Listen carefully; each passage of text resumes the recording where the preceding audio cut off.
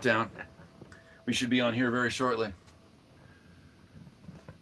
Okay, I think we're live. We're going to just see what the heck's going on here on Rumble. If you guys are watching, because you guys might know that we're live sooner than we do, we have Brad Olsen on our show as a guest tonight. And if we're not live for any reason, oh, what is that? Working. Yep, That's us. Well, we're live. I'm seeing that. Hi, everybody. Hey. Okay, it's Friday Night Live. Okay. Well, welcome once again, Brad. We're so happy to have you. Hey guys, always great to talk to you. Thanks for having me on the second maiden voyage here on TruthStream Friday Night Live. Yeah, pretty exciting. Tonight we are, for the first time, we are going to do a call-in show. So, do we have that link available yet? It's going to go in the chat, and we're also looking. So that we're still figuring a lot of this out. If you're watching on Twitter or you're watching on YouTube, if those happen to be live, I haven't had a chance to check yet, and you want to be a little bit more involved in the chat, we're still navigating this. So we're primarily operating off of Rumble, and that's where you'll see a lot more of the information.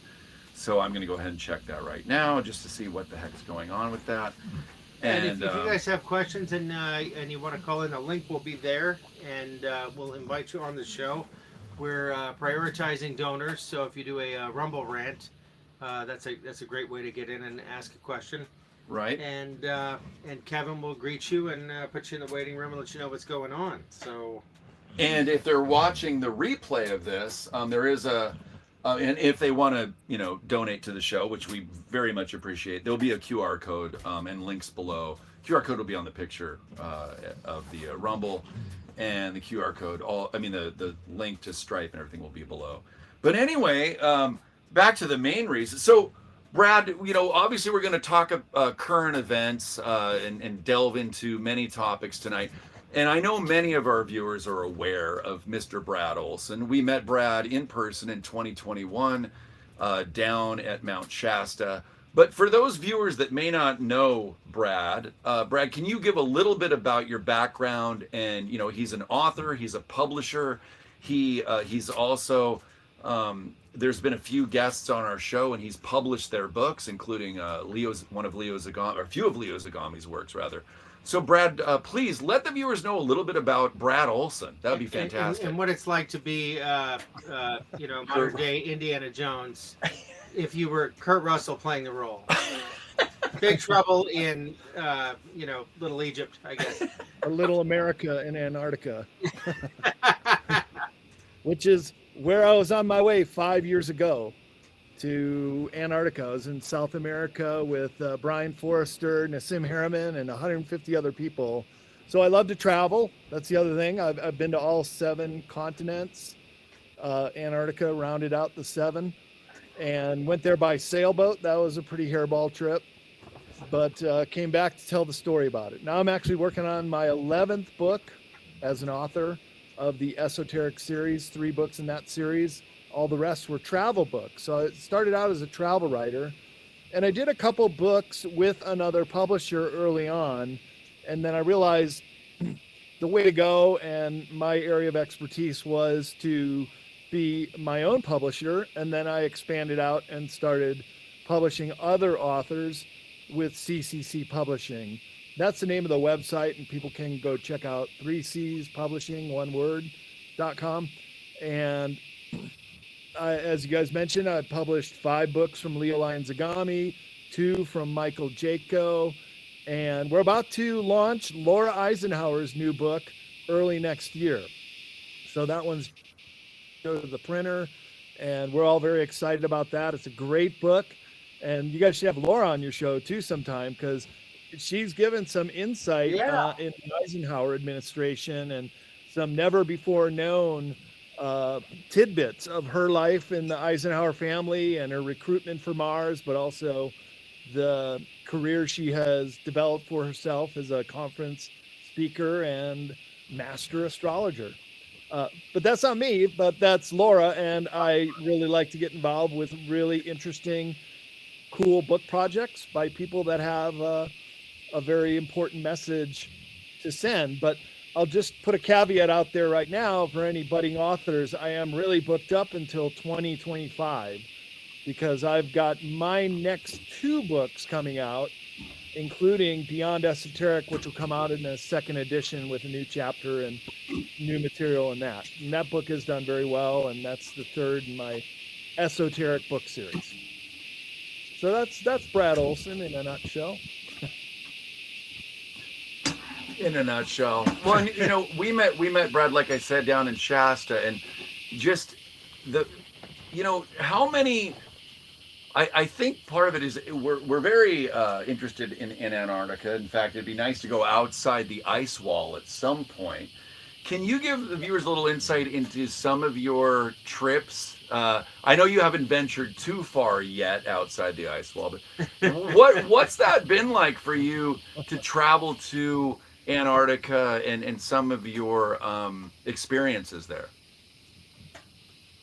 It's like a world that doesn't even seem like it's on this planet. It's so foreign from any landmass or any part of the planet, apart from having a blue ocean and a lot of ice creations. There's no such thing as the ice wall, though, guys. It is not a flat Earth, I'm sorry to say. I've ventured out to the Palmer Peninsula, the tip right up here, and spent a 26-day excursion. And when you see those pictures of what look like an ice wall, it's actually one of the ice shelves, and there are several on the continent. One right above me, another one up by the Palmer, and then smaller ones around. And I saw them. But in fact, the very first thing we saw on a sailboat was 30-story chunks of ice with perfectly flat tops that had calved off, broken off from the main ice shelf. And we had to take turns on the deck of the boat, just keeping more eyeballs watching out for icebergs, because that trip was fraught with danger. And when we were on the high seas crossing the Drake Passage, it was, well, it's the hardest trip I've ever taken anywhere. It really kicked my butt. Threw up for 3 days, but I probably lost about 25 pounds on that trip. If you want to do the Antarctica crash diet, I might recommend that. But so much about Antarctica is just shrouded in mystery, and I guess that's why there's so much unknowns. But there are also some knowns, and look, I got pictures on my cell phone. I could just show you, take you through my trip, and we're on continental landmass of Antarctica. It is a continent.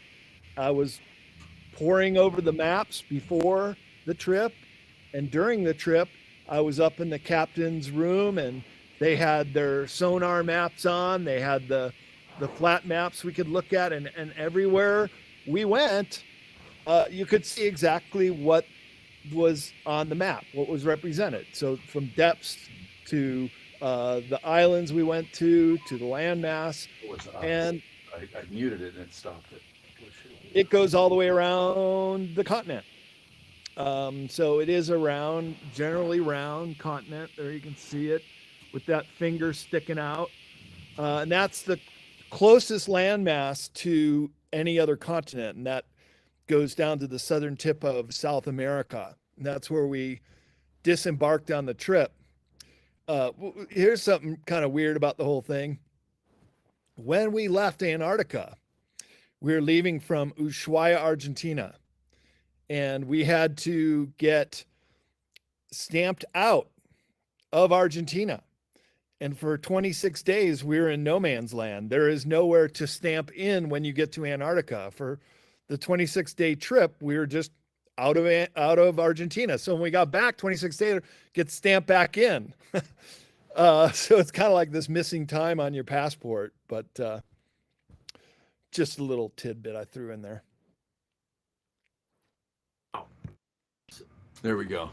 Wow, we're dealing with a couple of technical difficulties there. Sorry for the hissing I sound. can keep talking if you guys need to work on something. No, we're good. We're good. Yeah. Well, what we're using something that's new, and it doesn't allow us to switch to something that we were hoping to switch to. But we're good. We got to figure it out. We just wanted to figure it out early. So yeah, I'm curious with those ice mesas that you're describing. Are those on land or are those floating like icebergs? Okay, so the ice shelves, you can see the raw there above my head, that flat area. Yeah. So they're like 30 to 40 stories tall ice that basically slowly moves off the continent. And just think of ice moving through a glacier kind of like water in slow motion. It just flows over and then makes its way out to the ocean. And then eventually, when it pushes out far enough in the summer months, the term is calving, when a glacier breaks off, and then these ginormous chunks will break off and then float north, which is the warmer oceans in Antarctica, and then eventually just melt away. Same with the icebergs that come down from the Arctic Ocean. And it's just really impressive when you see these things because they're so big. And we all know that what you see above the water, it's about 80% larger below. So that's how big these are. They're as big as, it reminded me of the Chicago Mercantile building right in downtown Chicago, 30 stories tall and one of the biggest buildings in the world. And it's like that floating on the ocean. Well, while we're on the topic, like you, I'm not a flat earther, but I do think they have some very interesting questions, and I think a lot of those questions could be answered if we were on a much larger planet. Which, I'm entertaining that idea. That's possible, and also, given the story of Admiral Byrd and what he experienced in Antarctica, I'm pretty open to the idea of a hollow Earth. So maybe you can address both of those. Maybe we'll start with the idea of, could the planet be much, much larger, perhaps? Still round, mind you. Still heliocentric. Okay. Much, much larger, meaning what? The above the planet, the firmament, or no. I mean, not the dome situation or anything. I just mean, we're locked into this idea that the planet is a certain size.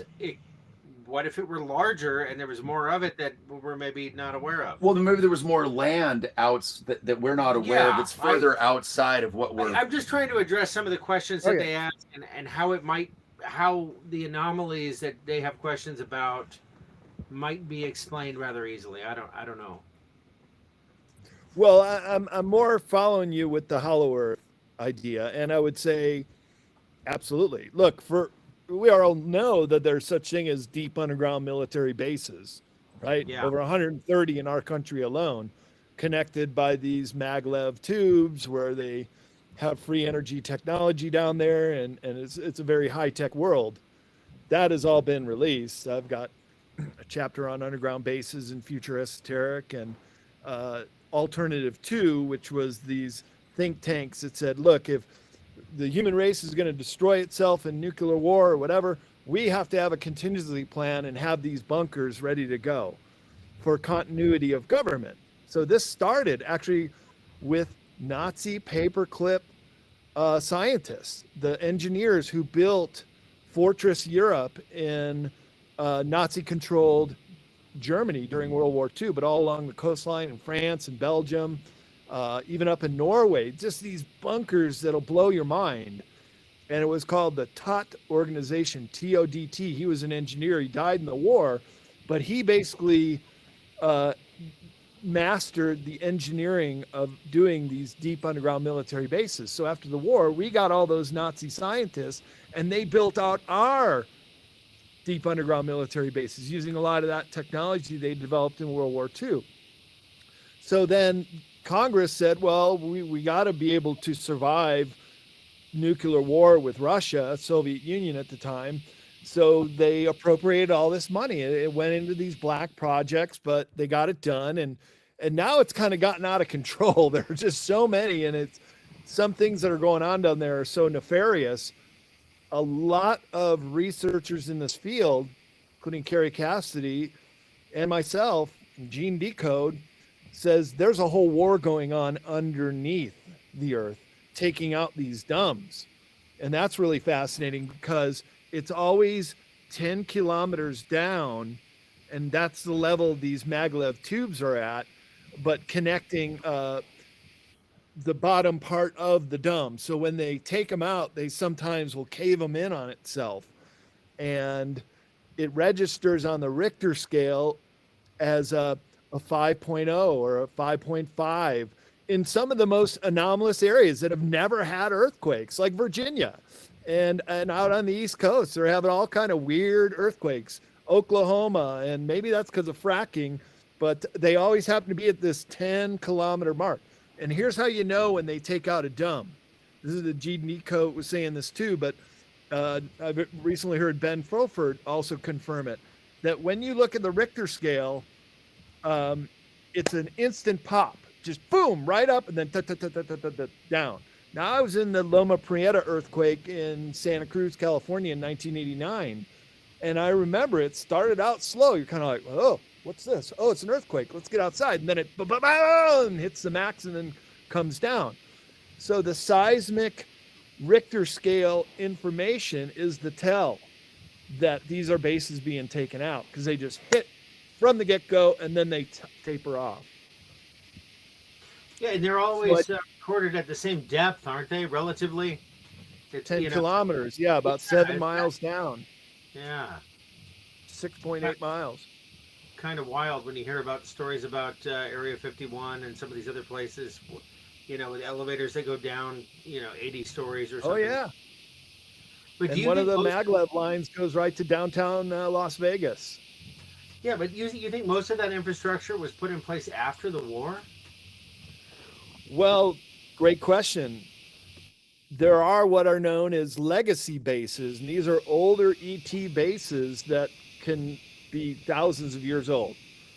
And I'll give you some examples. Mount Shasta, where we met. Yeah. That's a legacy base. That's been around for a long, long time.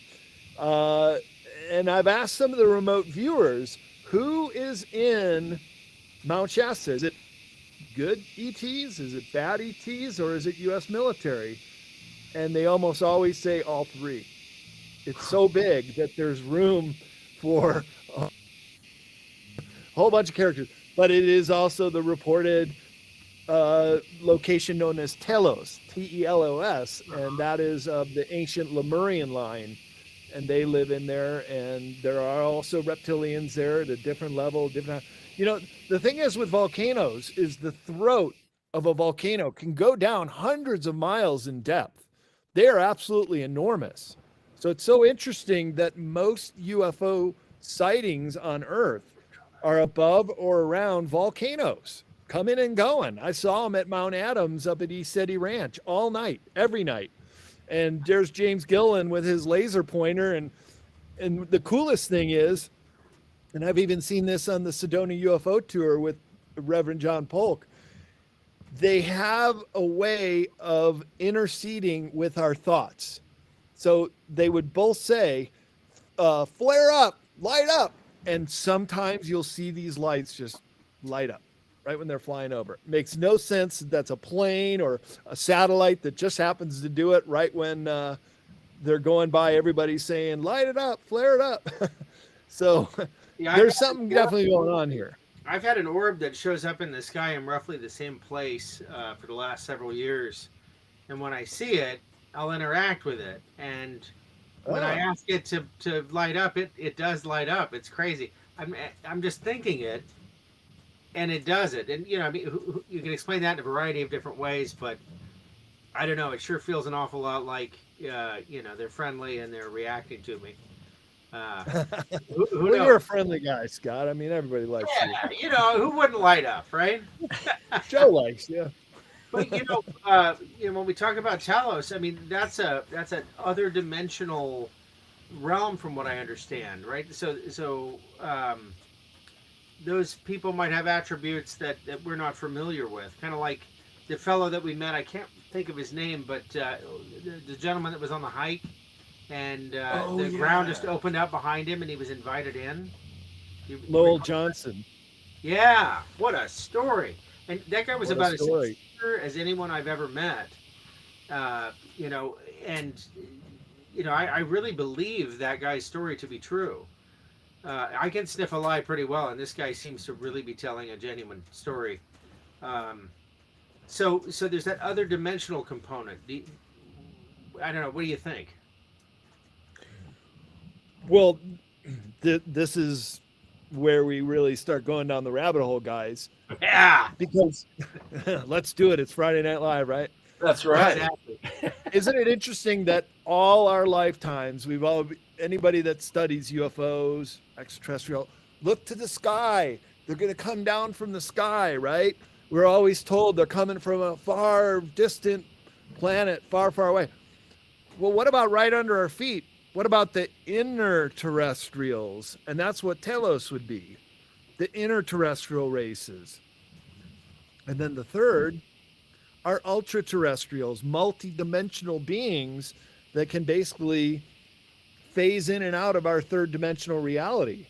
That's how when the gray aliens first got captured in 1940s, first crafts that came down, like this picture of Roswell, and they found little guys that were alive in some cases.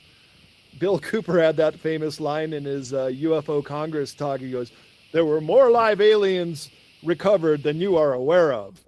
And he's right. They had several, and they went by different names. J-Rod, or they called them EBEs, extraterrestrial biological entities. P-45. Yeah, in 47, they got at least one from Roswell, but there were other crashes like Aztec, New Mexico, and quite a few others where live aliens were recovered. The problem they had when they first would get these guys and they wanted to keep them and try to interrogate them and learn about them, you couldn't keep them. They were able to just walk through walls. And it took our scientists quite a few years to realize you have to create a Faraday cage, and then you can, because otherwise they're out of here. Yeah, Here's Brad, another interesting one I've heard. You know, in around Area 51, there is the S4 base, the real high security area that is way more top secret than anywhere else. And that's where Bob Lazar worked. And he was back in craft. That's where the clean sphere is. And that's where they keep the live ETs. And every once in a while, they get out of there. And they want to try to just get away from S4 and hopefully create some kind of telepathic communication to get picked up. But they have a really hard time walking on sand. So oftentimes our military guys will collect them and they're just standing on a log somewhere out in the desert. Like they can't get any further. And that might be why they chose Area 51 as the spot. Yeah, I'm never Because it's gonna kind of walk on escape sand. proof. It's like the Alcatraz for aliens. There's never going to be a time when I'm on a beach or in a desert that I'm not going to think about that very thought, Brad. That's great.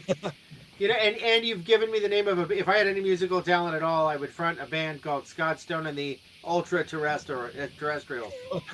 There we go. Yes. How do I not have that term in my vocabulary? That's fantastic. Would it be the UTs or would you go with the whole? Ultra-terrestrial. Ultra-terrestrial. Okay, It's amazing. All right. Yeah. No, I love it. Wow. So I wonder why they have trouble walking on sand. Is it an equilibrium issue, or is it the physical features of their feet? Well, they probably have really tender feet, I would imagine, too. It probably hurts. And I've been out to around Rachel, Nevada many times, and there's a lot of thorns and there's a lot of stuff in the sand. It's not sand like a beach sand. It's kind of a muddy, gravelly at times. It could also be very acidic, like the dry lake bed where they do Burning Man. Right. Is on a playa of mud, but it's extremely alkaline. It gets in everywhere. If you go to Burning Man, don't take your Airstream, guys. No. Just maybe No. we'll go camping. That's what I've been told. But it's a fun event. I'm going next year. I went this year. I had so much fun. I'm gonna keep going every year again. I used to go every single year, and I took a decade off, and I went this year and had a great time. Even in the rain, flooding man, it was still super fun. I've never been. Now I'll bring a canoe. It's no next time. problem. But I was told, once the tech giants were landing helicopters and serving fresh sushi, that it kind of lost its luster a bit and did not bother. But It hell, did, yeah. but it's still fun. If you're having a good time, yeah. Well, it's still the best party on planet Earth, I think. Well, I just think what a great place to have a one wheel, and I would need GPS to navigate that for sure, because I get lost in a heartbeat. It's huge. Yeah, well, During the week of Burning Man, it's the third largest city in the state of Nevada, only behind Vegas and Reno. 75,000 people. It's even bigger than the state capital, Carson City. Right. So yeah, it's a huge city, but it's a temporary city. It's just gone after the 9 days. It's people pick up, and right now you go out there and not a trace. You had no idea that 75,000 people lived out there. Right. Well, that I guess that's the ultimate leave no trace camping. But Brad, we've had Dylan Monroe on the show talking about Burning Man. We've had you on the show talking about Burning Man, and anyone watching on Rumble, please feel free to make comments. We have our Rumble rant if you want to support the show. But we've heard, you've been to Burning Man many times. We've had people say Burning Man is not good. Yet we do see some symbolism stuff going on out there. So we've had someone say that Burning Man is not good. Your take on Burning Man is, because we had you on a couple months ago, that you didn't necessarily notice like a real satanic underlying theme. No. Can you share a little bit of your insight into your take on Burning Man, having been there I don't know how many times? Yeah, that's just silly. That's another misconception. Okay, let's frame it in a different way. 75,000 person city, right? Just like a 75,000 person city anywhere else. You're going to have some people who are Satanists, right? They're going to do their thing and maybe try to show off. I've never come across Satanism. I'm not even sure exactly what that is or how that's performed. But let's just say every city's got them. So maybe they have them too. But people say, oh, well, you guys burn that big effigy of a man. That's satanic or that's pagan. Well, maybe it's a little neo-pagan. I'm not even really sure what that means either anymore. But it's kind of like if you went to go see fireworks. Is that satanic ritual? Because that's what you do at Burning Man. You just see these massive fire displays, and it's really cool to see. The temple, for example, is about 20 stories tall, made out of wood, and they load it up with fireworks. And the man itself, just giant explosions of petroleum bombs going up. You've never seen anything like that. And it's like the coolest fireworks display you've ever seen. So yeah, it's cool, it's fun, but there's no ritual involved. There's no Satanism involved. It's just a bunch of adults like us having a good time, and then going to an all-night dance party with really attractive people. If that's your thing, you like hetero or gay, I don't know, but people that go to Burning Man are typically a higher income echelon. Yes, it's true. The techie guys did kind of take over, but they do their thing, right? And we go there and we do our thing. And I was fortunate enough to be invited to Camp Titicaca, which is the second oldest theme camp in continuous running in Burning Man history. And it's a group right here out of Reno, Nevada, close to where I have my ranch. And they're great guys. And one of them I knew from skiing, and they just go out there, and when it was raining, we're just pouring drinks under our tent, and people would walk by and you make new friends, and it was just really fun. I highly recommend it. It's a great event. I thought you were talking about a different event at Lake Titicaca, and that wouldn't surprise me, Brad, if you were there. As a matter of fact, that was the ayahuasca ceremony. That was a different kind of party. You've been there, right? The highest altitude lake on the planet? Yeah. The one and only time I've done ayahuasca was on the shore of Lake Titicaca.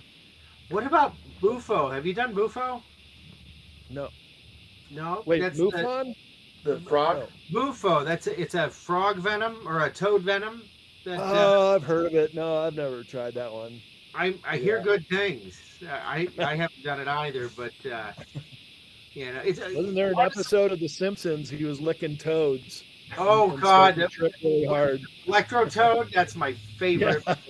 I love Electrotoad. But yeah, no, we have a friend who will remain nameless at the moment, but he may be watching right now. Yeah, exactly. But he'll say hi in the chat if he is. He's had great insight, from his Bufo retreats, and okay, he's about got me sold. But it's the vomiting. Ayahuasca is the same kind of thing, or peyote. I shy away from those things because of the vomiting aspect. Doesn't sound too good, but I could probably get past that. What was your takeaway from ayahuasca? Oh, extremely psychedelic. Right for the Beyond. Okay, so some people we were preparing for this. We kind of the group we were with. We had a person who he was a white guy, but he was kind of the shaman. He provided the the ayahuasca, which is I believe a root that comes out of the Amazon, and it's prepared. It's a real bitter tasting drink, but we were preparing ourselves beforehand because in many ayahuasca journeys, you're basically leaving your body and you're meeting your spirit self, you're meeting your guides, you're meeting everything in the ultra-terrestrial world there, Scott. That was not the case for me. I just was seeing all kind of colors and patterns, and it goes on for many hours, and you do throw up violently. 2 or 3 people in our group of 15 did not, but they have pretty strong constitutions to survive. I think I was the first one to throw up, and yeah, I had something to eat for lunch that day, and you're supposed to starve yourself so you don't throw up as much, or maybe not throw up. But so I guess I was a little off from the beginning. But it was a journey, and it should be treated that way. It should be treated as like DMT, very similar to DMT, and DMT as well. You will acquaint yourself with the ultra-terrestrials. There's a great story when I was being told about what to expect on DMT, and this woman was saying, first of all, you want to find a really safe place to do it. Same with ayahuasca, where you can maybe make some noise or play music, or but in the case of DMT, you basically take it and you just sort of you just lay down and you basically can leave your body. So if there was ever a doubt that you were a spirit in a human body, those doubts would go away pretty quickly. Amazing. So this woman who was describing her first DMT trip said, so we're in this beautiful mountain cabin. It's got these rafters overhead, and she lays down to do her DMT. She closes her eyes, basically pops out of her body. She's like, oh, sort of like how people will have that experience, the near-death experience, and they'll float above their body. And sometimes you can see the silver cord that connects your soul to your physical body. So if you do astral travel, if you go far, it won't release. So you'll always stay connected to your body. And I write about this in my book, Modern Esoteric, about the silver cord and astral traveling and superhuman abilities to do this. And you can do it without drugs too, by the way. You practice and getting good at it, but the DMT or the ayahuasca experience is very immediate. Then you just, you get it right there on the spot. So this woman is coming out of her body and she just starts looking around the cabin as a spirit. And up in the rafters, she sees these really tiny little gray aliens just sitting on the rafter, and they're just sort of doing their thing. And she's like, whoa, we got aliens in the cabin. And then one of them sees her, seeing them, and it jumps down off the rafters. It comes walking over to her physical body and does this. It just closes her third eye, and then boom, right there, she's back in her body. She's like, you won't believe what I just saw. So it's kind of like that. People have those kind of experiences or stories that just make it a very curious realm to view for yourself, because then you'll know that you have a spirit in your body. You know, it's interesting. So DMT is only about a 15-minute. I mean, a lot of people feel like they're spending a lot more time out there in the ultra world or whatever, but isn't it only about a 15-minute duration? Or shorter. Could be as short as a few minutes. But when you're ready to come back, you come back, and then boom, you're a human again, and there's really no after. No, nothing. You're just, whoa, I just stepped to the edge, came right back to tell you about it. I had one. And so then you understand that reincarnation is real, that we are humans in a spiritual body. I like that bumper sticker that says you're not a human having a spiritual experience, you're a spirit having the human experience. Yeah, yeah. You don't have a soul. You are a soul. You have a body. Right. Yeah. Pretty amazing. The closer we get, or the more familiar we get with that which is going on outside of us, I think the more we have to offer the world in a lot of ways. Seems like that's certainly. Yeah, that's why I don't want to do this. We're gonna leave that one alone. Okay, I thought maybe you could mute it from there. Nope. Yeah, technical. We're learning. This So is new. Oh, this is going pretty smooth so far. Yeah, and I think the call in, if anyone has questions, Big Hero Lance is our producer who posted the link. If anyone would like to give it a try, if they have a question for Brad, we haven't tried the call in feature yet, but we're hoping to really make a thing of it, because what a cool thing to have a call in show. So yeah, and thanks for being patient as we navigate this, because it's one thing to have a few people figuring this out, but when you have 350 people watching and there's more calls and there's more comments, it's not really the same. It's well, there's a bit more to it. We're not usually all that polished anyway, so yeah, I don't think this is that big of a departure. But no, yeah, you guys are used to it. We're playing with some new technology, so Yeah. Thanks for the patience. We're just keeping it real. Yeah, Oh, it's going pretty good. Wouldn't have noticed. I think so. I think it's interesting, just psilocybin in its therapeutic application, and how that's become more and more recognized as a vital therapeutic. And it's helped people with PTSD and all kinds of things. It kind of gives some validity to some of these other practices. These are not recreational drugs, mind you. These are I don't know, what would you say, soul expanding or soul discovering adventures, I suppose. Not for the weak, but Yeah.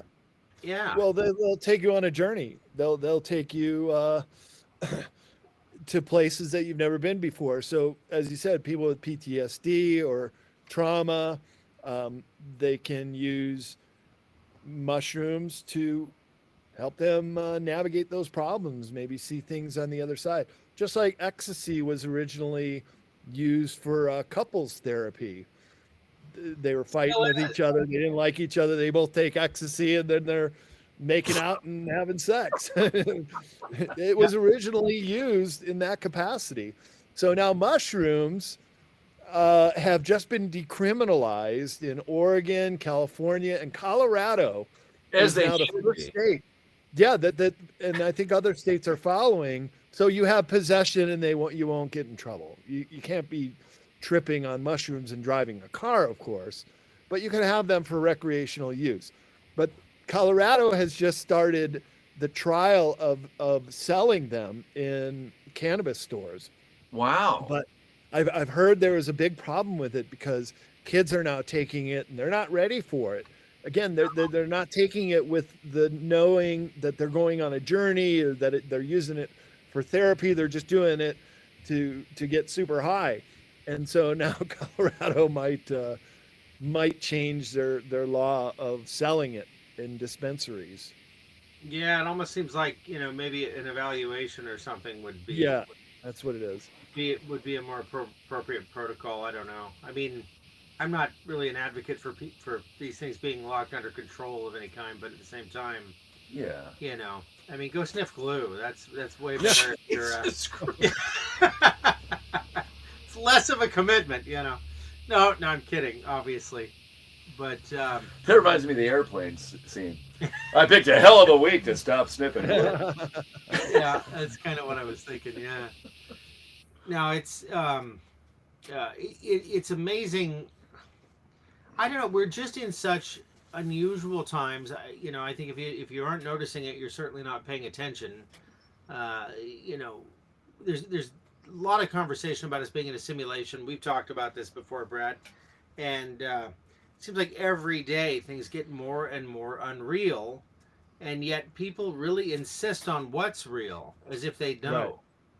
You know, and it's like, how the hell could you know? I mean, the most, arguably the most powerful office in the United States, or I mean, I'm sorry, in the world, is being occupied, President of the United States, is being occupied by a complete invalid, and we're all playing along. I mean, it doesn't get more insane than that.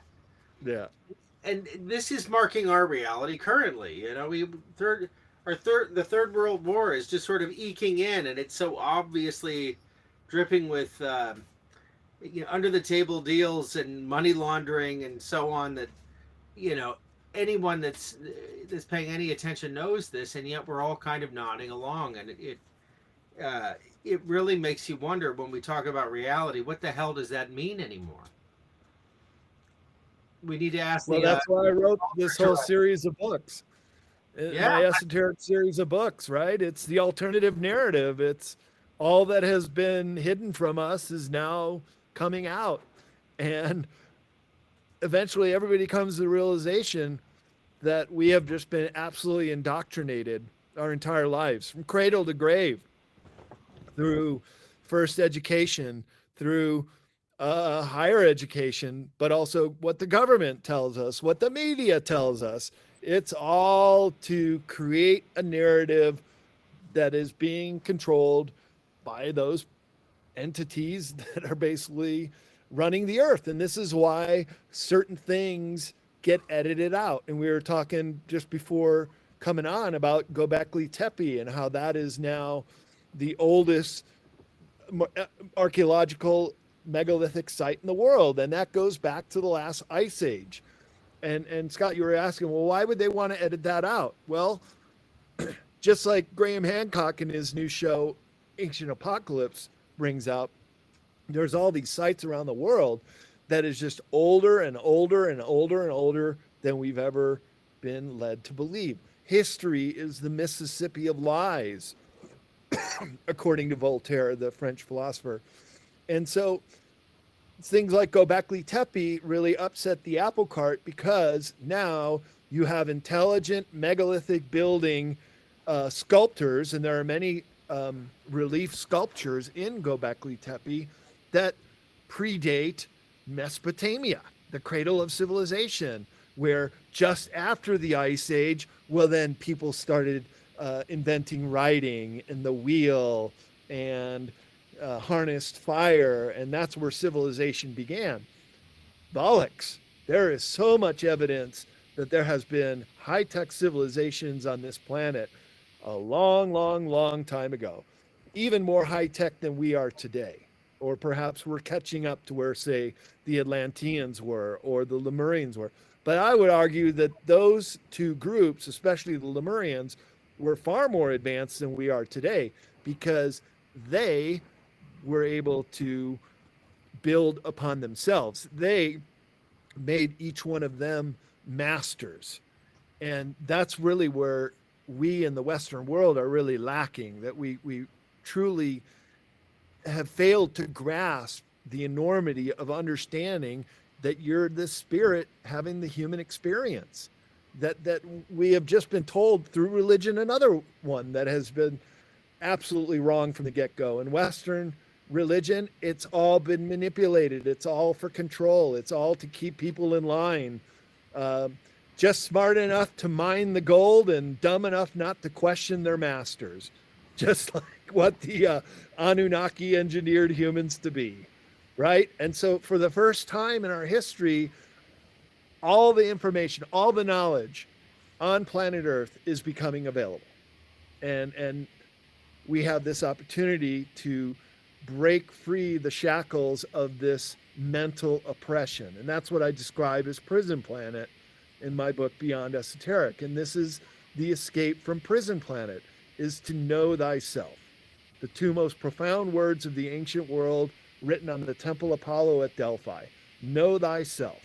And this is what we're seriously lacking in this Western world of ours, that we weren't taught in school.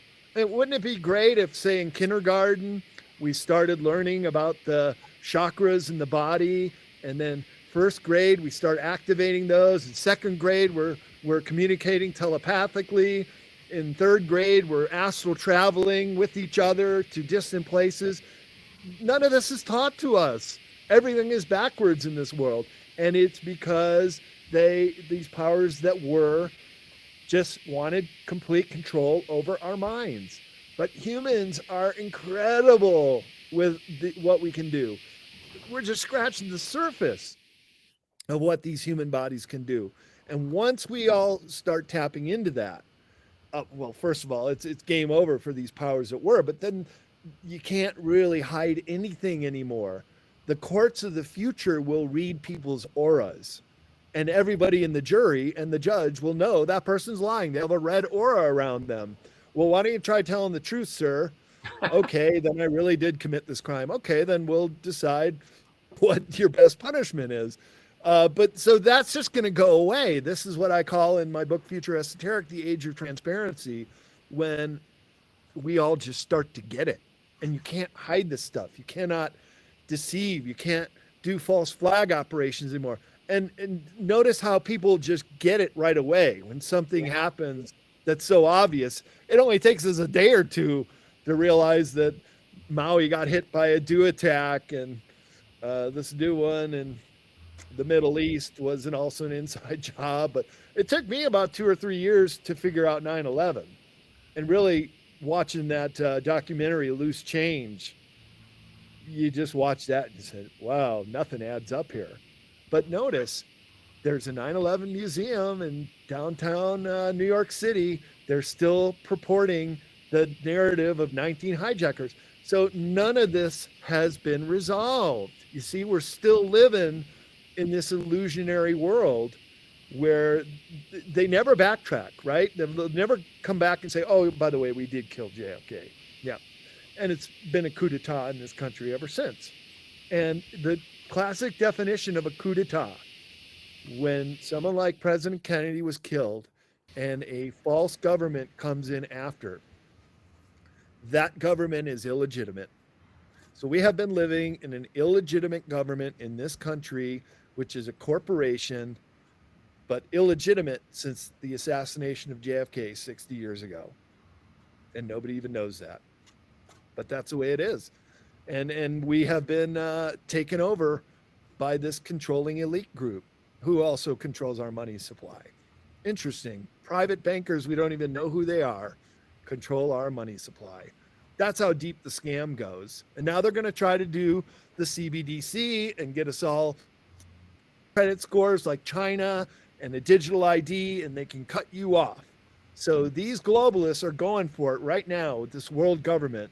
These mother weffers over in Davos, they are enemies of humanity, and we absolutely have to oppose them in the nonviolent lead of Martin Luther King and Gandhi, and just non-compliance.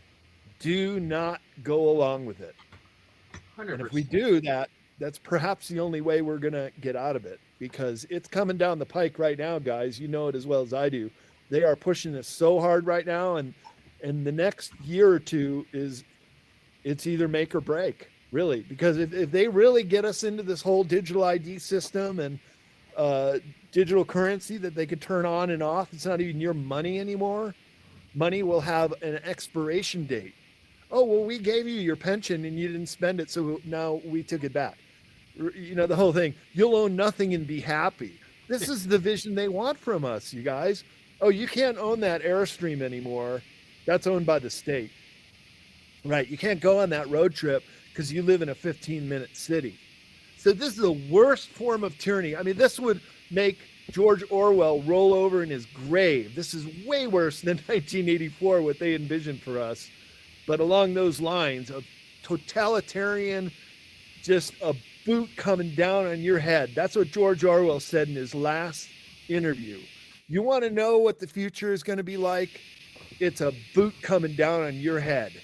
So he said, don't let it happen. And that's the message for all of us right now. We cannot let this happen, because it will be no world that we'll want our children to live in. And we could all end up in FEMA camps. They do not want dissenters. There's already a bill in Congress, and they're already floating it in Australia, that they will cut you off for freedom of speech. And it's an arrestable crime to be talking about this alternative narrative. They want it to be that way. It is that way in China. They'll come knocking down your door if you did a live stream like this and they didn't like what you said. So we're walking the razor's edge right now, you guys.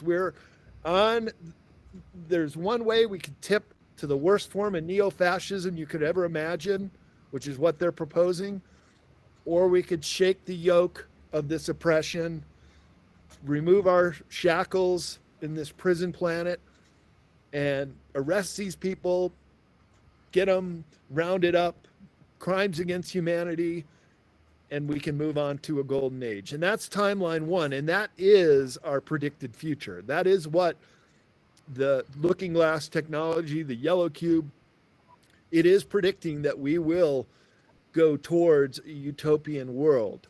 But we have this moment right now in the next few years is absolutely crucial for the human race and our future. I believe that historians hundreds of years from now will be looking at this time, the moment that the human race woke up. Undoubtedly. And, there's this idea that the P-45s, there's this idea regarding looking glass technology that that technology was given to us by a human, but a human from the future.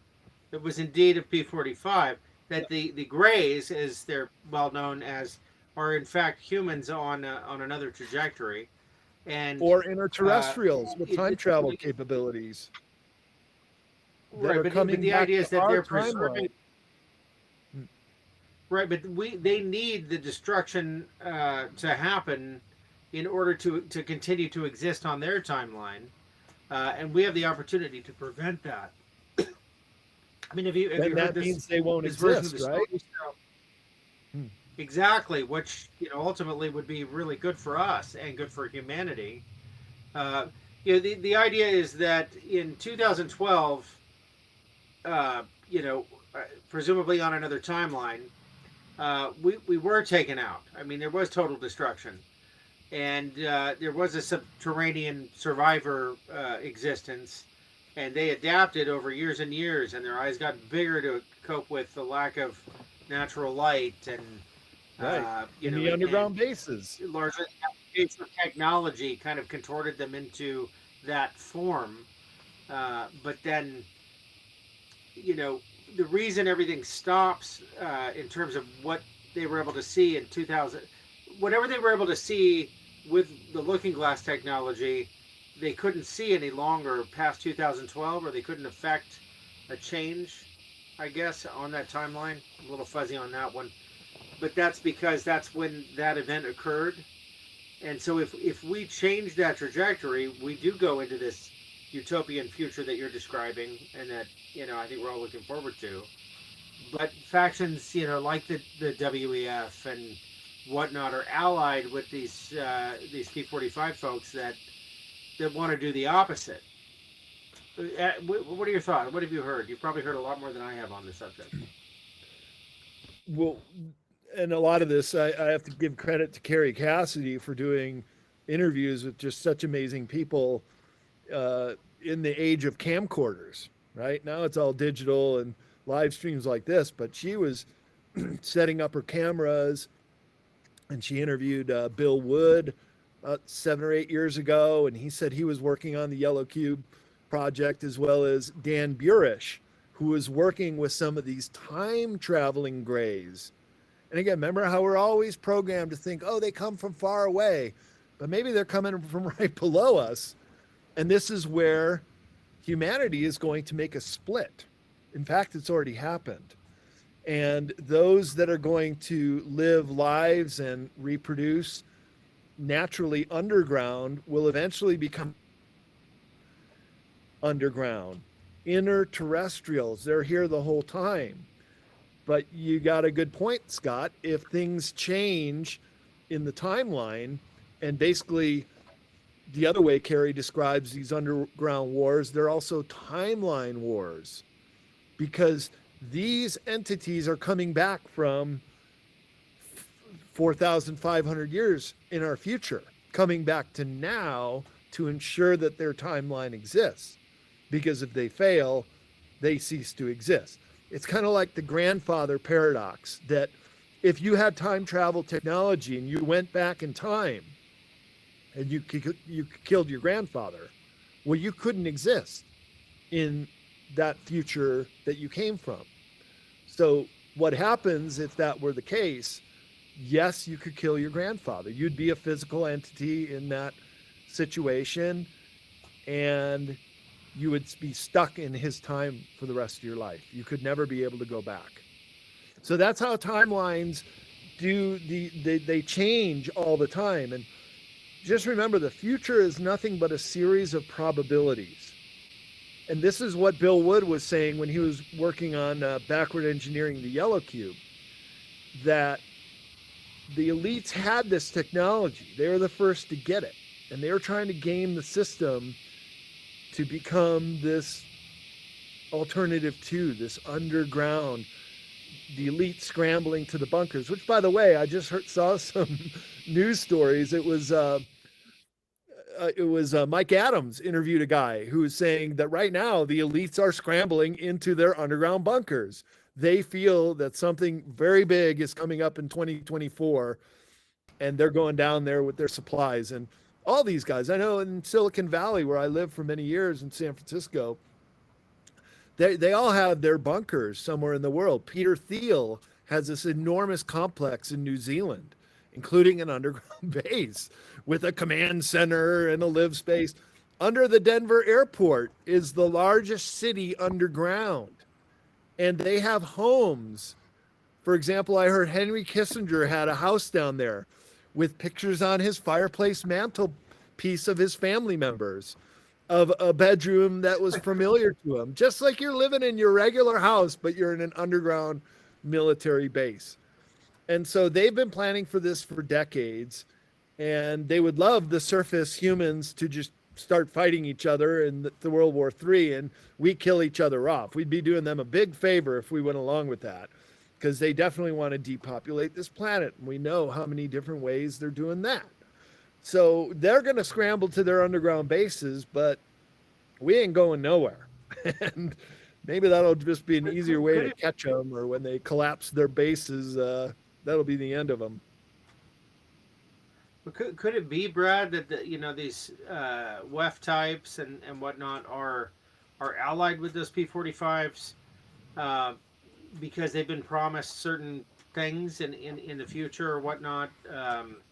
They've agreed to take us down to ensure their place in that future, as opposed to the future that we're hopefully projected to be on. I mean, it seems more than ever like we are at that fork in the road. We really are at that fork in the road in a variety of ways, with AI, politically. I mean, geopolitics is right there. We're at that point. In so many ways, we're at that point. I think dimensionally we're at that point. We're looking at all these solar storms and everything, and the potential for for our DNA to be activated. That's a big conversation that's happening right now. Do you think it really is just a group of elites that were contacted that have been in the know with these I guess we'll call them other terrestrials, or I mean, if they're human but they're from a different timeline?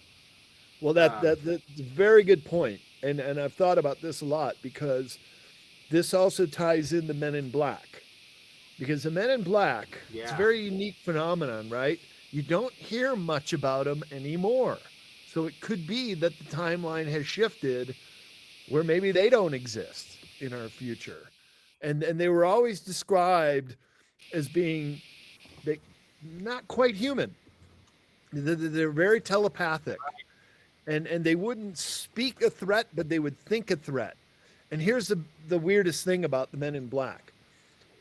When people would have a paranormal experience, it's not just a UFO sighting, but it could have been a crypto creature. It could have been any number of extraterrestrial related sightings. But let's just take an example of a UFO. A guy sees one. He's running to go to a payphone. This is back in the 70s before cells. And Brad Steiger did the book on Men in Black and gave many different examples of this, but they're all of the same theme, that before the witness could even tell anybody what they'd just seen, so nobody knew but that person, they would be intercepted by the Men in Black, who would scare them into being silent. So their timeline that they were trying to prevent was from humans awakening to this UFO reality.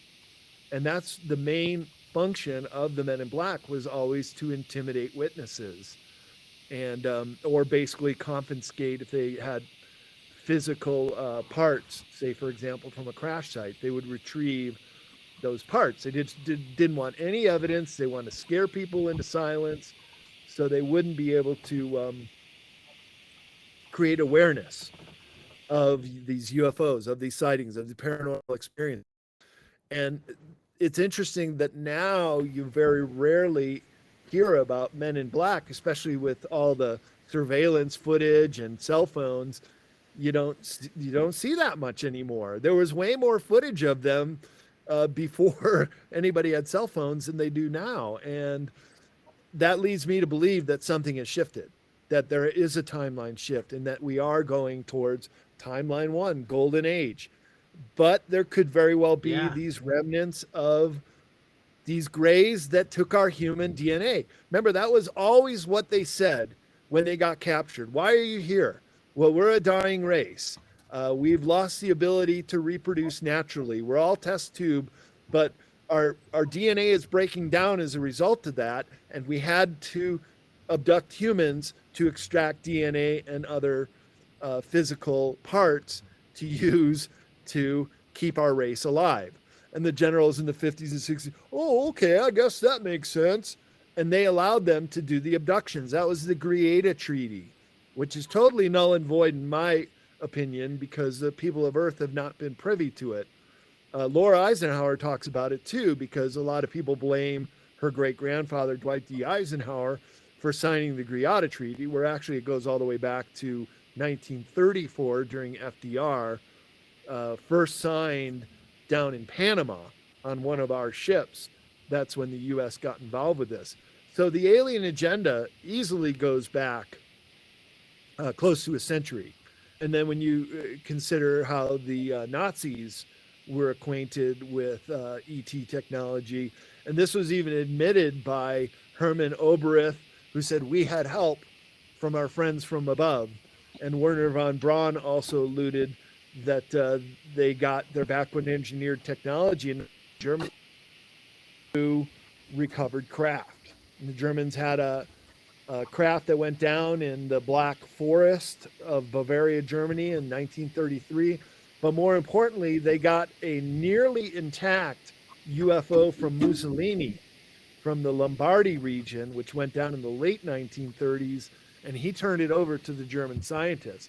That's why their technology and ability to engineer this stuff went through the roof.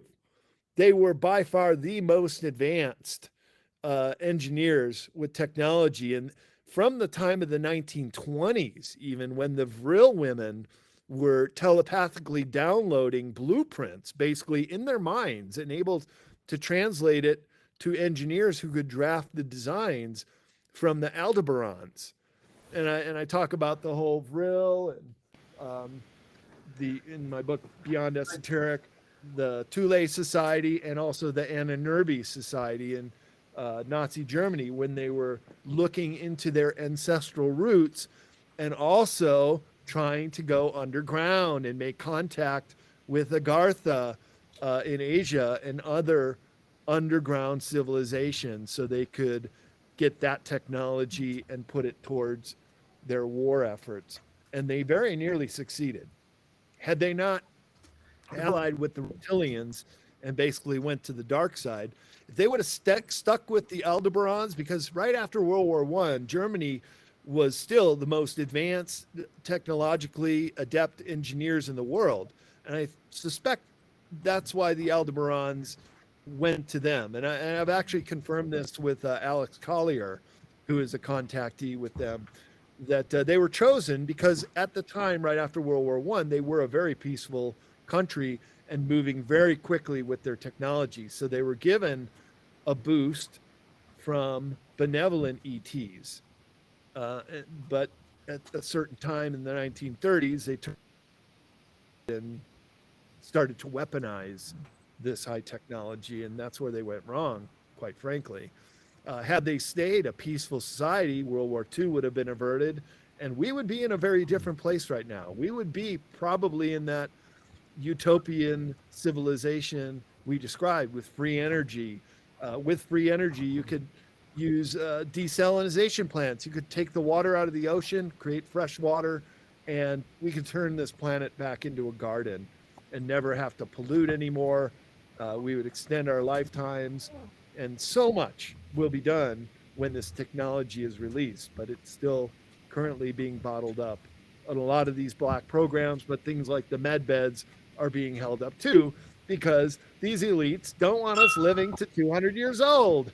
They would rather everybody starts dying prematurely and get rid of 90% of the human population, as was stated on the Georgia Guidestones. They want the world population to be 500 million. And those got blown up 2 summers ago. That was hilarious. So two things on that. So one, there apparently, if this is still going along with the schedule, on the 16th of December, there's a woman named Sky. I'll have to look up this account.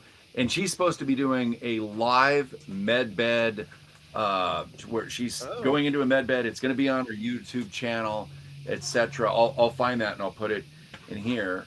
And so she's been exposing and sharing a lot about the med bed information. And then there was something else. You mentioned Alex Collier, and I posted a video in our Telegram not too long ago about Alex Collier saying that everything's supposed to happen by December, and someone had said that was from a couple years ago. But do you recall Alex Collier saying anything specifically about how things are all unfolding very soon, or what's your take on Alex Collier and some of his information, please? Fantastic guy. I think he's the real deal. I've gotten to know him personally. Could call him a friend. Got his number on my phone. I was just at a conference with him in October, and I was asking him about how the benevolent ETs, the human-looking ones, always look so young and youthful in their 30s. And I'll tell you what he said they do. But just to answer your question about the timelines and the time we're in right now. So when I met Alex, I think it was at the same Mount Shasta event I met you guys about 3 years ago. At the time, he said, and even in older interviews, that the game over world control is kind of like a very high-level game of chess. And in his early interviews, he said a chess master, they're really, really good. Top chess master, Kasparov, Bobby Fischer, they can read the game 6 moves ahead, sometimes 7. And in his early interviews, he said, this is the game of chess, and it's 7 moves out. And when we met him at Mount Shasta, I asked him that analogy, and this is a couple years ago, and he said, we're about 3 moves out. So meaning, even in a pretty good chess player, and I do like the game myself, and I can read a chess game 3 moves ahead. That means the outcome is inevitable. That means both the chess masters playing each other both know the inevitable outcome. So I asked Alex just last October, I go, where are we now? He said, 1 move away. So that's what he could mean by December or 2024 as the checkmate, meaning everybody's going to know the game is over. But just like a petulant child who doesn't like to lose, the cabal's going to throw the game up in the air and they're going to try mass chaos. And so that's why it's going to be a very interesting and challenging year coming up. Maybe starting as soon as this Friday, because Putin just signed some new oil agreements with the OPEC countries a couple days ago, which is now spelling the end to the petrodollar and basically putting all of our treasury notes in question. So we could be rapidly moving towards that financial reset or a financial crisis in this country sooner than later. And we shall see. But we all know something's coming down the pike real big.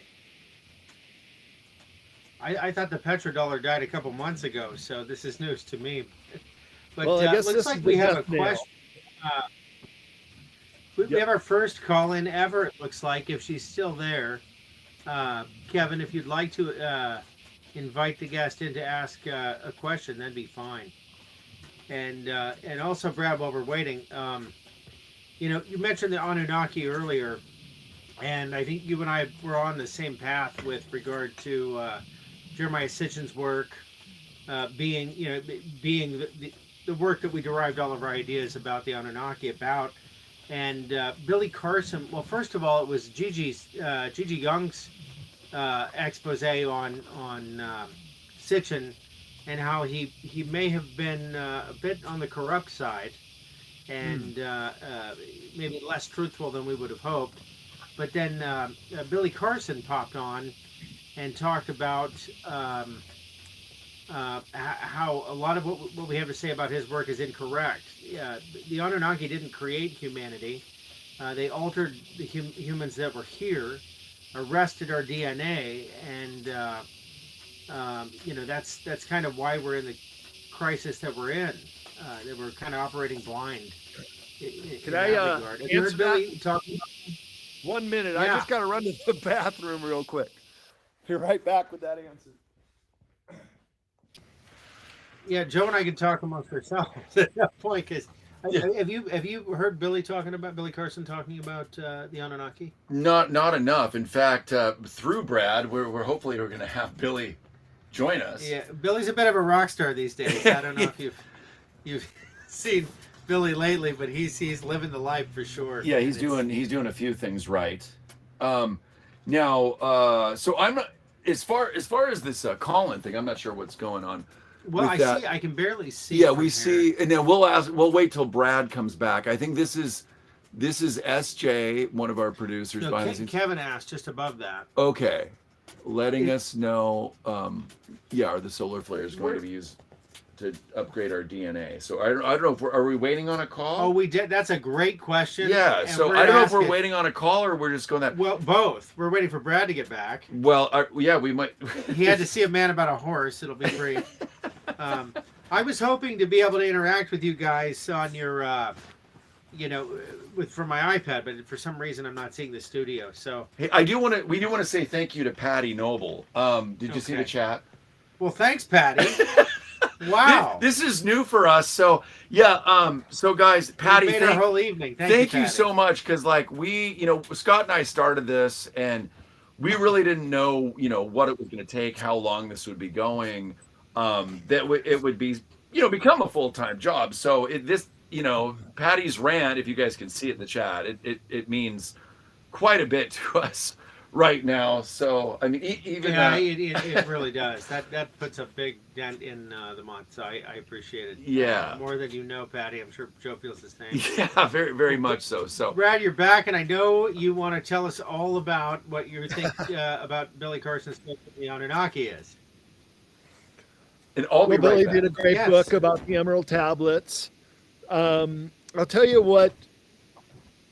It's so great to be able to speak at these conferences, because I get to know a lot of the other presenters and become friends with them and talk offline and get great information. So I asked Linda Moulton Howe, what did she think of Zecharia Sitchin? She said, well, I went to his office. It was up in the Empire State Building, and it was really high-end rental property that he's paying several $1,000s a month to have this office in downtown New York City. And I said, on a author's salary? She said, exactly. That he was getting funding. And that funding was obviously paying his rent, because I could tell you, as a publisher and an author myself, you don't make several $1,000s a month rent to just go to an office and write your next book. So Linda was convinced that he was on the payroll somewhere. And I said, well, for what reason? Why do you think? Because I met Sitchin later in life. He signed a book for me once at a book expo and just said hello to him. He seemed like a kindly guy. I got his books and think it's pretty amazing stuff. Well, Linda thinks it is to control the narrative. So anything extraterrestrial related, there are going to be plants that come to these conferences, that speak at these conferences, that try to throw a little red herring into the conversation to steer the direction to control the narrative, so to speak. And so she was convinced that Sitchin was on the payroll somewhere, that he was getting money because he had this very expensive office in the Empire State Building. And I don't care if you're a best-selling author. Yeah, I got a signed copy from him. Brad, did he sign it with a on papyrus with a stylus? Sumerian cuneiform. Well, he just signed a book. That's so cool. Yeah, he passed away. I mean, he's older. Little old white-haired guy with a high-pitched voice. Hey, who would you like me to sign the book for? And I had a friend that really loved him and said, "Oh, can you sign it to Heinz and sign one for me?" And he gave me 2 copies signed. His very last book too. Well, it was on the big disconnect with Sitchin's work was it didn't account for the human soul. I think rather deliberately, perhaps. This whole idea that we were just some primordial soup kind of a being at the time, a biped of sorts, and they thought, oh, this is great for labor to mine our gold. And lo and behold, we were optimized to do this work. But then you learn about humanity in so many other ways, and our soul, and our past lives, and our past history, and it almost makes me wonder, getting back to the whole big archaeology motive behind. No, human civilization is maybe 10,000 years old tops. What a ridiculous presumption based on what we know now, but. It all points to a bit of a motive, and that motive seems to be to keep us from knowing about our soul. I mean, even the Catholic Church. I only say Catholic Church because it's the biggest of the religions, but all the religions really pointing to the fact that we need some intermediary to know God, or even to know ourselves, really, and that clearly seems to be a way to control people, and the Sitchin narrative would play into that rather well. What do you think? Well, it's controlling the narrative, just to make us think that we come from Sumeria, right? Or that the thing with disinformation is this: 90% of what they give you is just mind-blowing, true information. But then the disinformation part is that 10% that they want to steer the narrative in a certain way. And I think in the case of Sitchin, it is that they wanted whoever his publisher, or through his research, or what he was instructed to do through his books, was tell us that the Sumerian connection was how we became acquainted with extraterrestrials, how they were the master engineers of our human genome. And that part, I think, is pretty accurate, that we were created. In fact, in our DNA, there are 24 extraterrestrial races that are within us. We are a multitude of different extraterrestrials, including reptilians. Right here in the back of our brain is the reptilian brain. We all have one. It is the fight or flight mechanism. So we're all a little reptilian to begin with. But we also have a benevolent ET in our DNA that gives us these superhuman abilities, or this potential to be incredibly powerful humans. And this is what the elite are so damn afraid of, is because if we were to gain that personal power, why would we ever need a ruler or a leader ever again? We would become the leaders and rulers as it should be. And this is our destiny. I do believe this is the Great Awakening. This is humans waking up to this potential. So Sitchin was basically telling us, really, yeah, that extraterrestrials engineered us. They put their DNA into us, and they gave us these great human abilities. But in some ways, you're right. He didn't address the human soul, and there were other things that were left out, because disinformation is also lying by omission. Yep. Wouldn't it seem that they arrested our abilities? You know, science talks about 98% of our DNA being junk DNA. Don't look over here. You know, it's right. Oh, we don't know what that's for. But yeah. No, and There's the idea that we are truly amazing individuals. Like, you've had these experiences. I've had these experiences. Lots of people have had these experiences where we've sampled different clairs, clairvoyance and clairaudience and different things. We've experienced telepathy a little bit here and there. We know these things exist.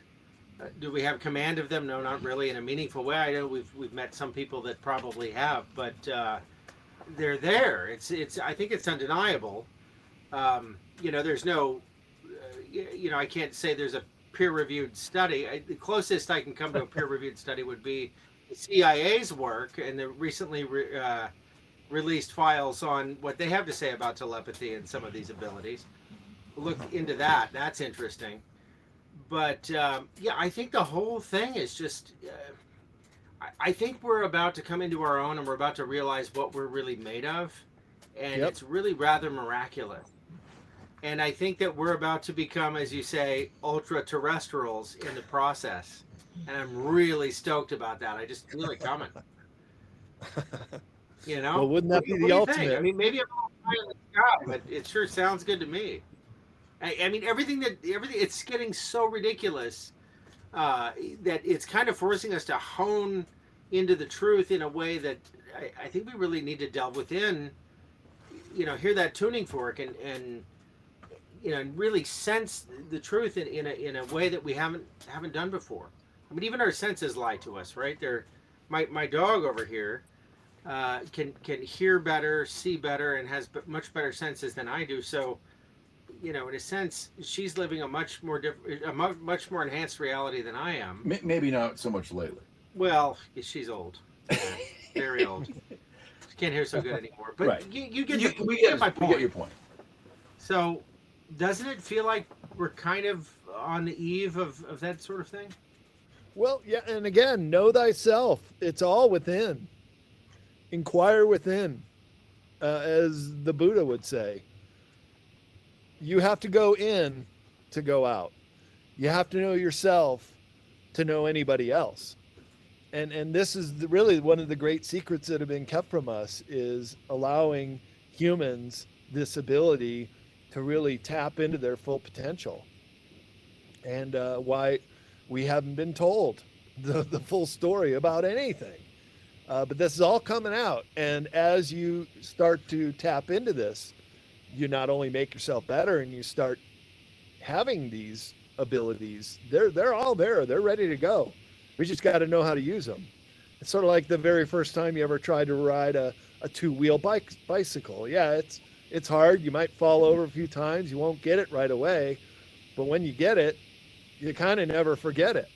And so we're at that point where we're going to start tapping into this stuff, and humans as we know it are going to absolutely change for the better. Those that stay on the surface, those of us who stay purebloods, but we're already got human 1.0 and human 2.0 from that thing we know about. There are people who have changed, and that's the only difference between us and them. They allowed an injection to do different things in their bodies, and we didn't. And you can even say that they have become a new homogeneous in the tree of humanity, that they are Homo Borgenesis. and we're still Homo sapien. So we're seeing the Absolutely. future happen right before our very eyes, and it's frightening in some ways, but it's also very exciting to be here on the cusp of the Great Awakening and these great changes we see coming afoot on the planet Earth right now. Well said. We've got a couple of questions from the audience I want to throw out there before they disappear in the chat. Yeah. First one is about Ella Lebane. and Her work. what you I'm think not about her sure I'm work. familiar. Do you know her? Ella Lebane? I'm not sure I know I her. don't. I'm not Maybe, sure either. I feel like we're all at a loss. Maybe she could- Another question here. Who blew up the Guidestones? Well, I saw videos of a guy running in. Brad, who blew up the Guidestones? I can account for my whereabouts that night. Oh, but there was a guy with a hoodie. He ran in. He was there for a little bit, planted a bomb, and then he ran out and he got in a car. They have the car screeching away. It was not a do. It was not a missile. It was somebody just planted a bomb. But he didn't completely destroy it. He just took out one or two of the slabs.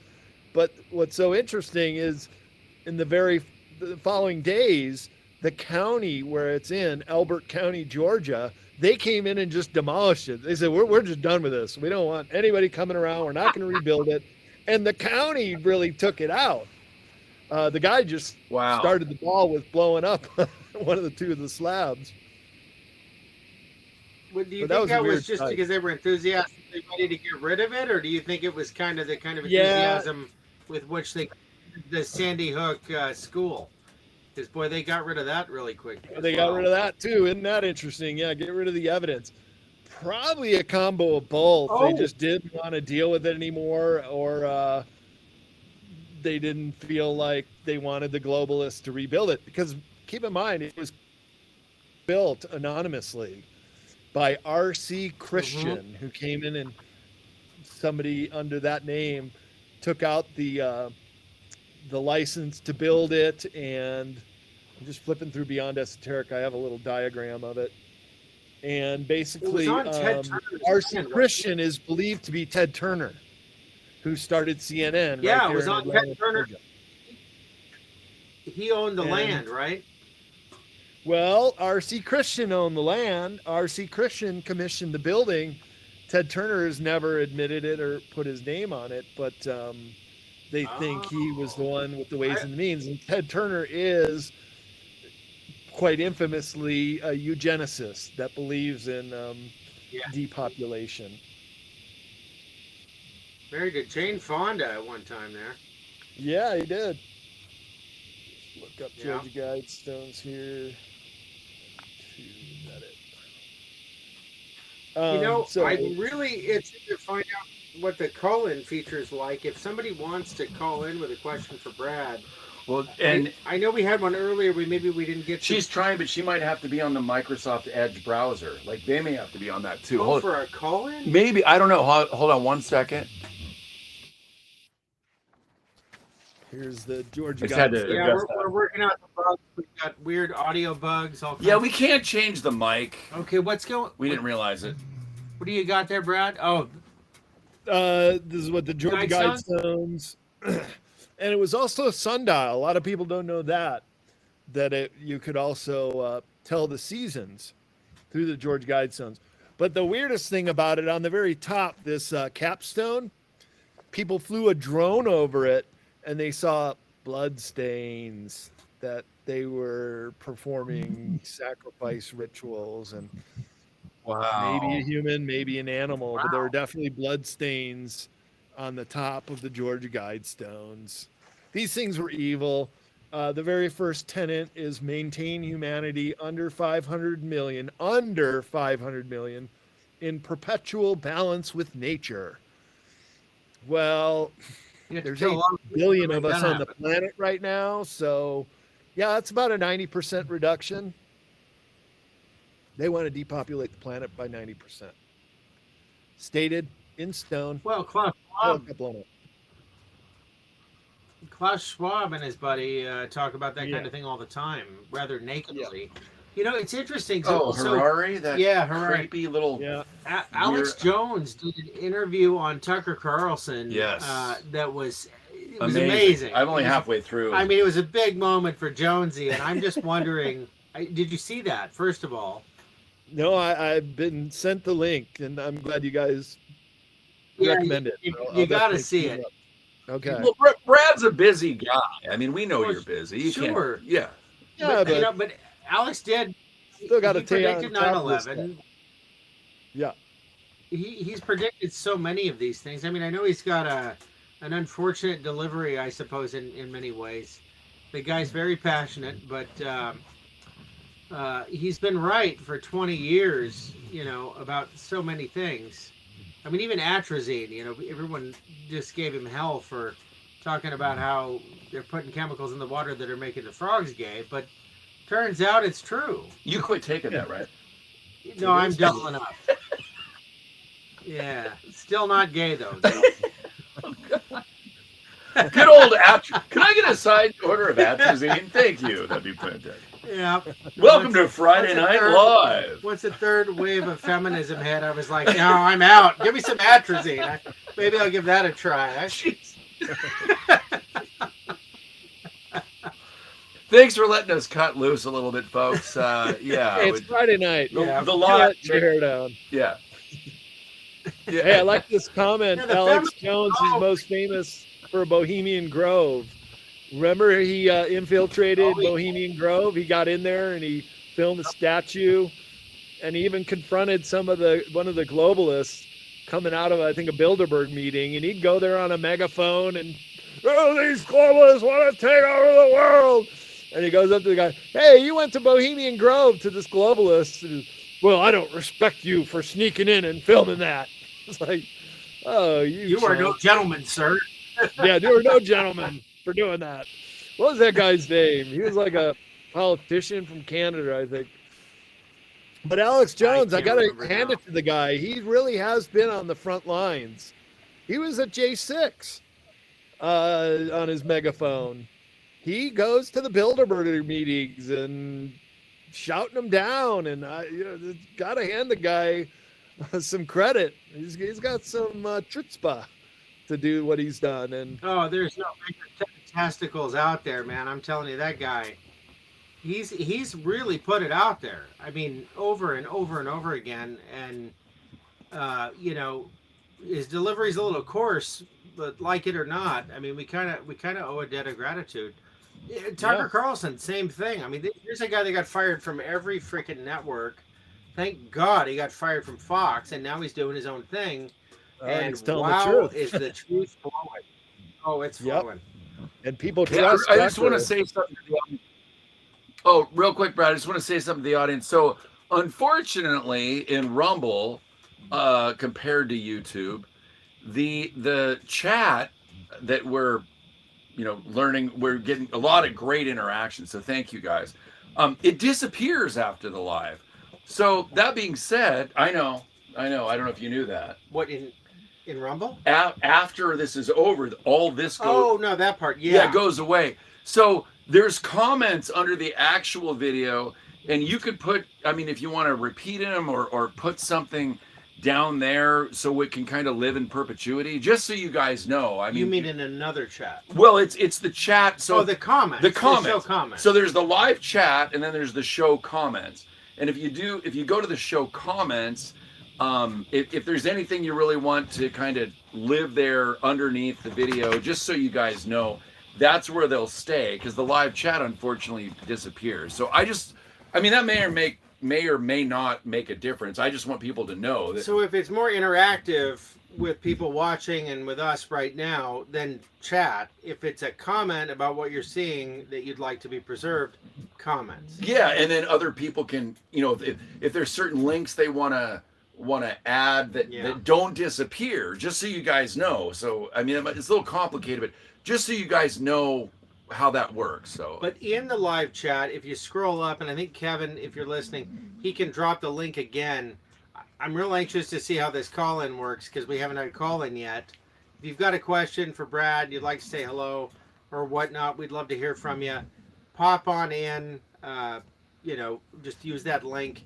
We've never done it before. We're using Riverside, and well, they may have to be either on Google Chrome or Microsoft Edge in order to access. Is that what we're finding out? I think so. I don't know.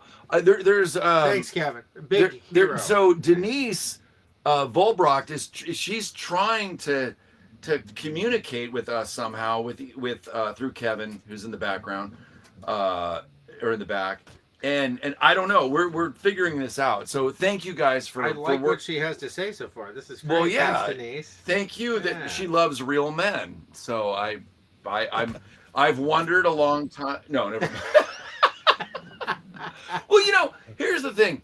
When a guy, okay, if you're gonna ask how do you look, I like to ask like if I'm wearing a nice suit and tie or something, I'd like to get a woman's perspective because there's just Joe's a biological man, as am I. I think Brad can speak. Yeah. We were born that way, so I love to get women's perspectives on things because then I know how it's coming across in the world in a way that I do care a little bit more. Well, because we tend to dress for women. If it was just up to men, we'd be wearing sweatpants and hoodies. Yeah, and maybe having beards and boobs or whatever's going on now. I went, boobs. Well, I went out. I went to go see Depeche Mode last week or 2 weeks ago, and I can't believe the amount of people, McMinimans and all these bars where you're getting served by beings that have beards and boobs. It's really kind of it's very awkward. I saw it in Portland like 5 years ago, and it was an anomaly, much like this now you see it anywhere. Oh yeah, well, it's like the whole pedophilia thing. Like when we were kids, it's one out of millions, and now it's fucking everywhere. It's just so it's like the rise. I'm just gonna say it. The rise in beards and boobs is kind of along with the lines with pedophilia. Well, it's a weird thing. I don't really care to see either of it. It used to be so weird that it was right up there with the Wolfman as a circus attraction, and now on your way to the grocery store you're going to see it. So it probably wouldn't be very successful as a sideshow attraction. Right, and now a lot of normies, if you will, are a sideshow. There's a reason it was called a sideshow, or the circus freaks, and now they're fucking everywhere. Now we're the sideshow. Yeah. The people who are into morals and ethics and helping children, common sense. Yeah, sideshow. Yeah, taking care of each other. That's the sideshow. Yeah, what a twisted world. Anyway, I just wanted to rant real quick. So anyway, back to Brad. Yeah, Brad. So Michael Sala was on Redacted today. I think it was today. Oh wow. Talking about some recent legislation. Yeah, he's a friend of yours, I believe. Yeah. And there was some recent legislation put forth by Gillibrand, which put some interesting restrictions and permissions on disclosure, alien disclosure. Have you been following that at all? Not this particular point, but I'm looking forward to seeing that. That's great. How would you describe it?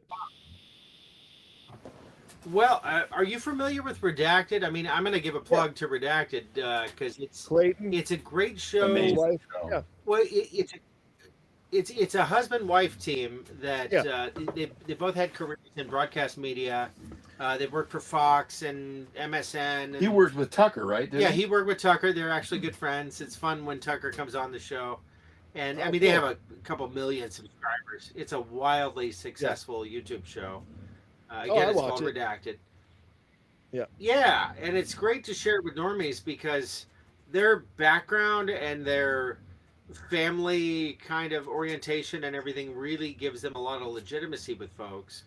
And they don't shy away from the big questions. I mean, they're all about, they talk about disclosure, they talk about the jab, they talk about, all these oddly forbidden topics in a very mainstream kind of way.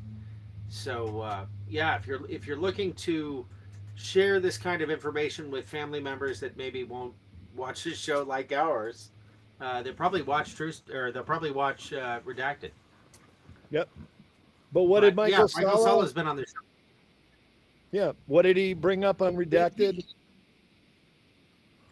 Well, it was in response specifically to this legislation that I'm not terribly familiar with, but there was some good and bad. I mean, I think it's going to restrict. I think it's one of those things where they could use it as a tool to keep disclosure from us, or it could be used as a tool to avoid interference, and it's a little too early to tell. That was my take. Okay. I was multitasking while I was watching. I apologize. I don't have a really hot take on it. I just thought you might be familiar with that legislation. We most of what we know about disclosure is handed to us from the CIA and other government agencies, and they parade Lou Elizondo and what's his face from Blink 182. Gosh, Tom DeLonge. Tom DeLonge, yeah. Yeah, I mean, it's obvious deception. Agents. Yeah. Right. And that's what the mainstream the narrative. Yeah. Right. Meanwhile, people like Sala, people like yourself and Alex Collier and many of your colleagues, they've been at this for years. They are the experts, but don't listen to them. They've only done years and years of research, right? Well, I do want to let the audience know some. So and Brad will let us know the conferences that he's going to. So if you follow Brad Olsen, if you go to his, and we'll be divulging his website later, but any of the conferences that he goes to, there's many of the who's who of a lot of the subject matter. So Brad knows a lot of these people personally, so it's really cool to have him on the show because he's going to these conferences constantly, gathering this information and then bringing it to us, and then also interacting with them on a consistent basis. So if this subject matter does interest you, just follow Brad and what he's doing, and you'll be able to immerse yourself in this world. And that's basically what I've learned. Oh, and read his books. I mean, whether it's Alien Disclosure, Hidden History, or Where to Find the Best Espresso in Cusco, Peru, Brad's got you covered. Well, yeah, follow his Facebook. He's always he asks you, "Where am I?" And then he has a really cool picture behind him. And he's on a sailboat. Yes. Skiing somewhere. Avid skier. Brad, we got to go skiing sometime. I'm hoping. Absolutely. Let's do it. I just got day one in a couple days ago at Canyons out in Park City. What? I used to live at the base of that. How was it? We were roommates at the base of that. Yeah, they got the first big storms. Colorado and Utah got the first big storms. But it was still limited amount of lifts open, and it's got a way to go to build up the base. I'm out here near the Sierra Nevadas. I'm waiting for the big storms to come like they have in the last 2 Decembers. But it's pretty dry right now. Brad, we could do a show to kind of break this to the normies, the outdoor enthusiasts. 3 outdoorsy West Coast dudes bringing you, skiers, snowboarders, bringing you some deep subjects. I mean, because our whole goal is to be like uncles, brothers, cousins, and talk about pretty unique, heavy subject matter. And that's all our whole thing is. Just we just want to, I don't know, we want to relate to the everyday people and not be, up on some kind of hoity-toityness. I don't know what.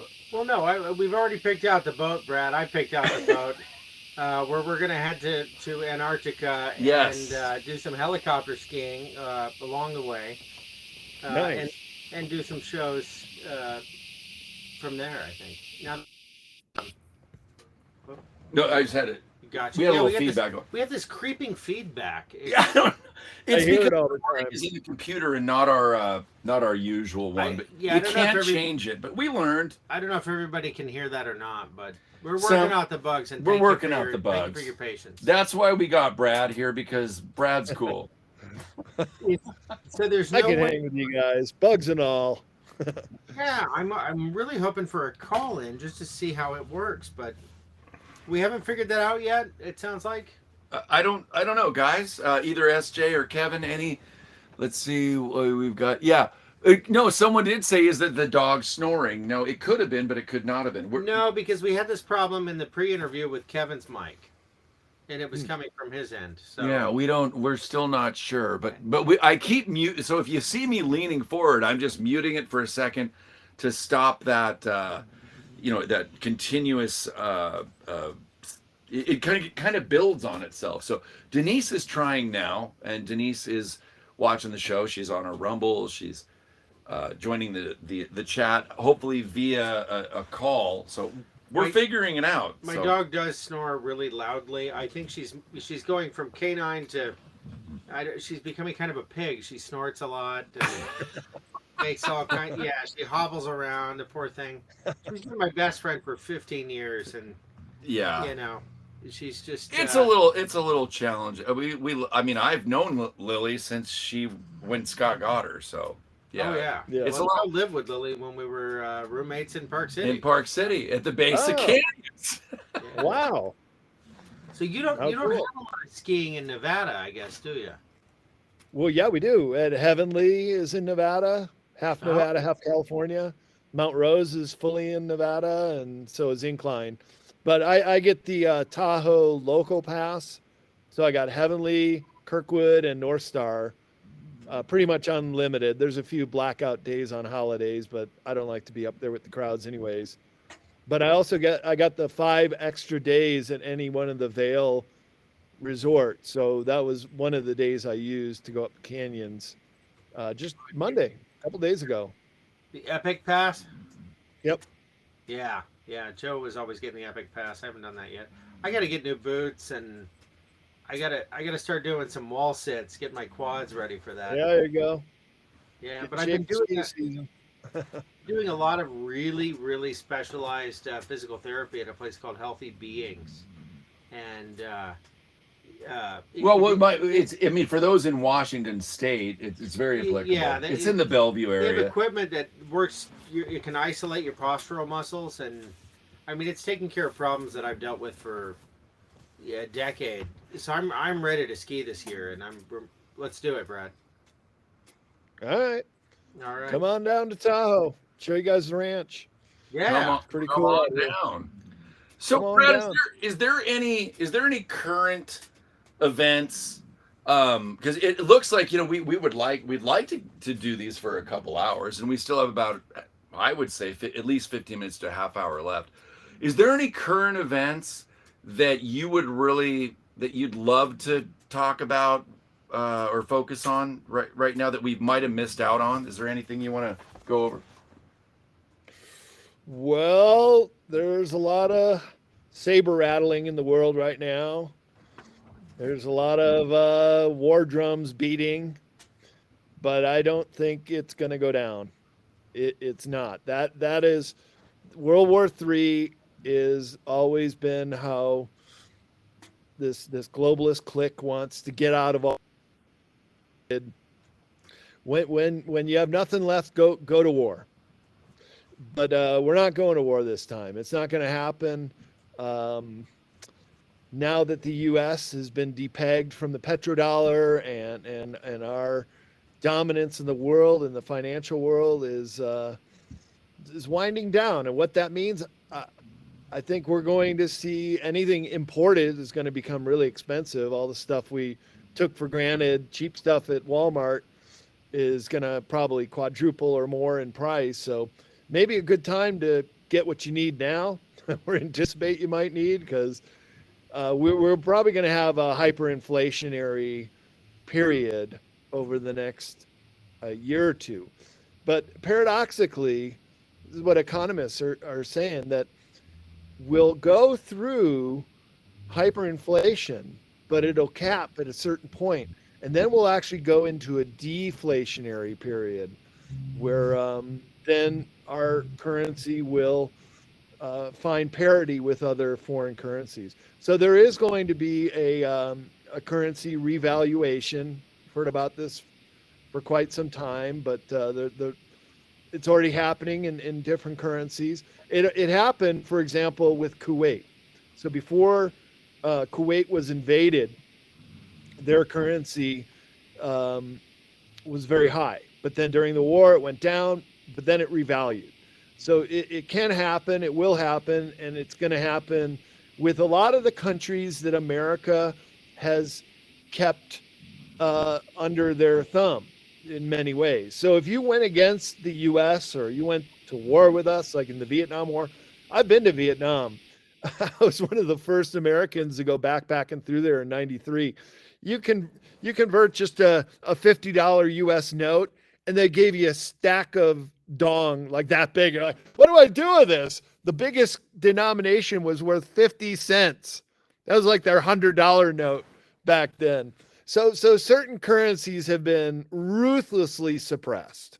There has to be a revaluation for that. And some of them, like Iraq, who's resource rich, there's no reason their currency should be devalued. They have so much oil and natural wealth.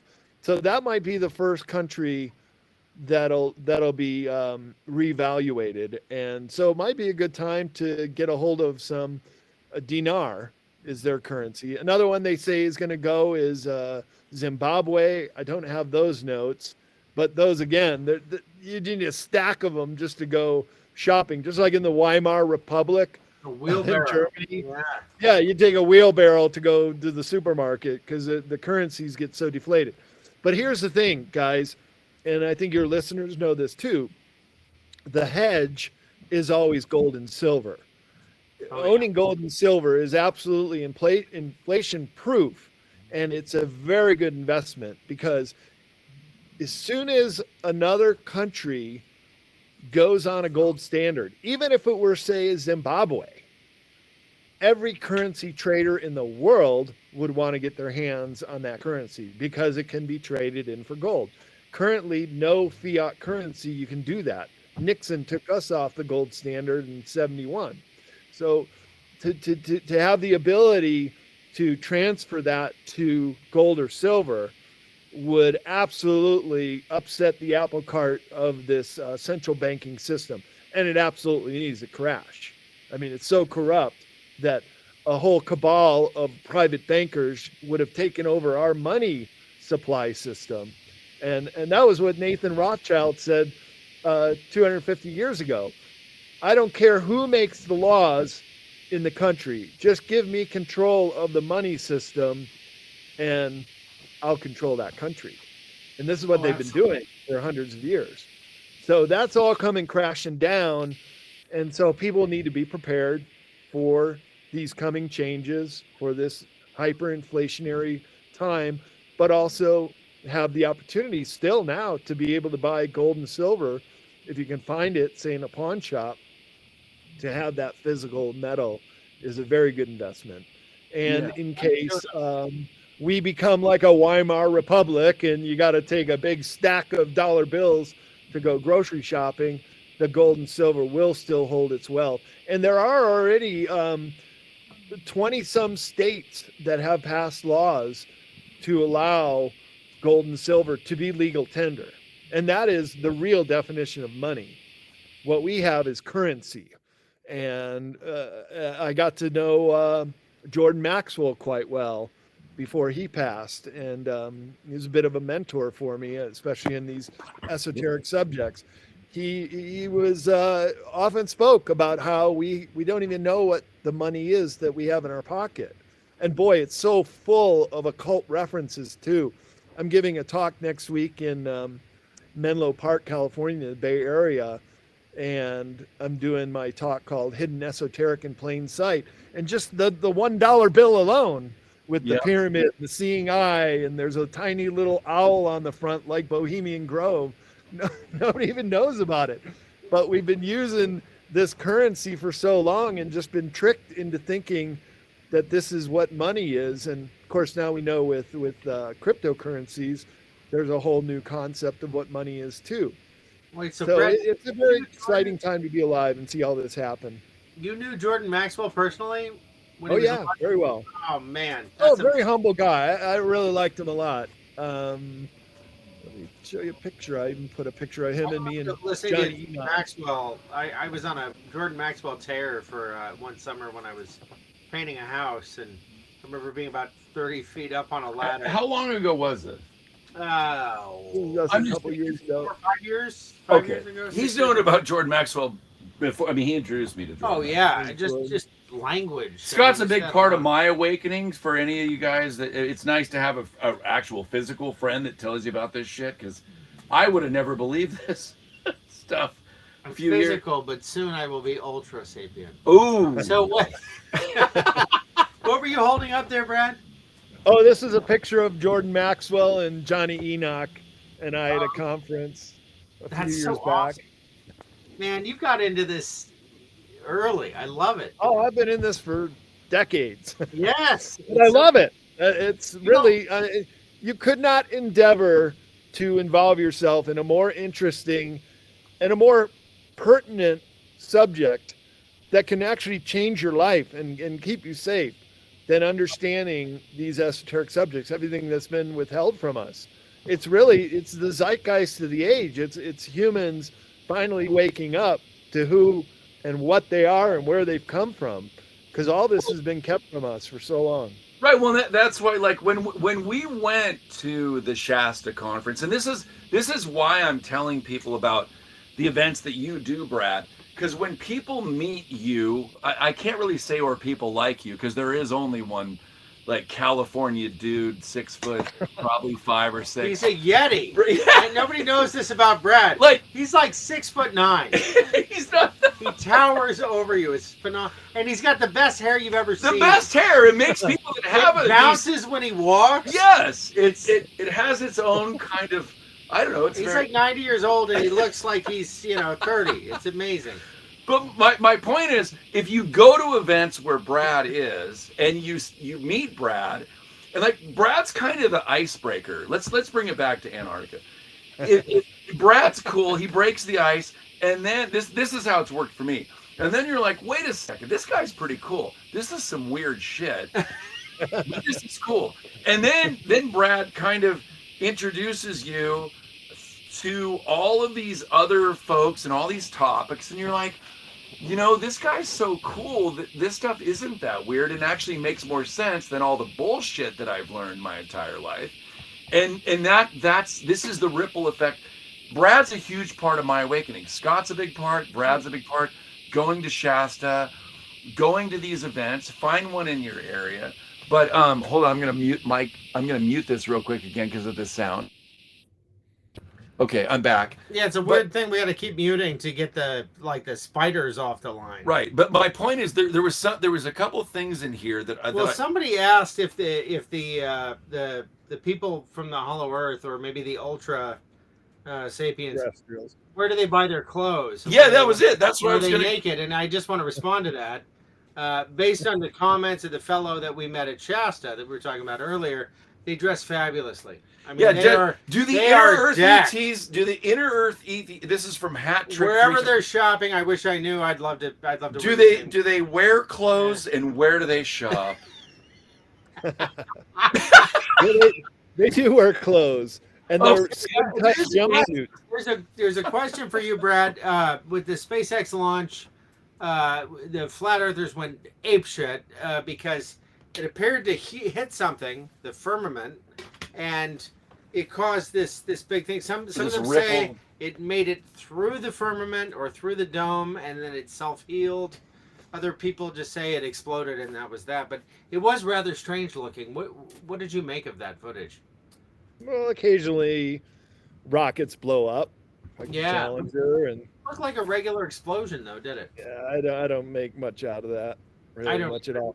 Oh, but before I forget, I wanted to tell you how Alex Collier explained how benevolent ETs that are very human-like, how they never age. So remember Billy Meyer met Samaje, how you pronounce that? The Pleiadian woman? Well, she was hundreds of years old, but she always looked like she was in her 30s. And the Andromedians do this too, and this is this age regression technology. So at this conference I was at in October in Orlando, Florida with Alex, and Christiane Northrup was at the table with us too.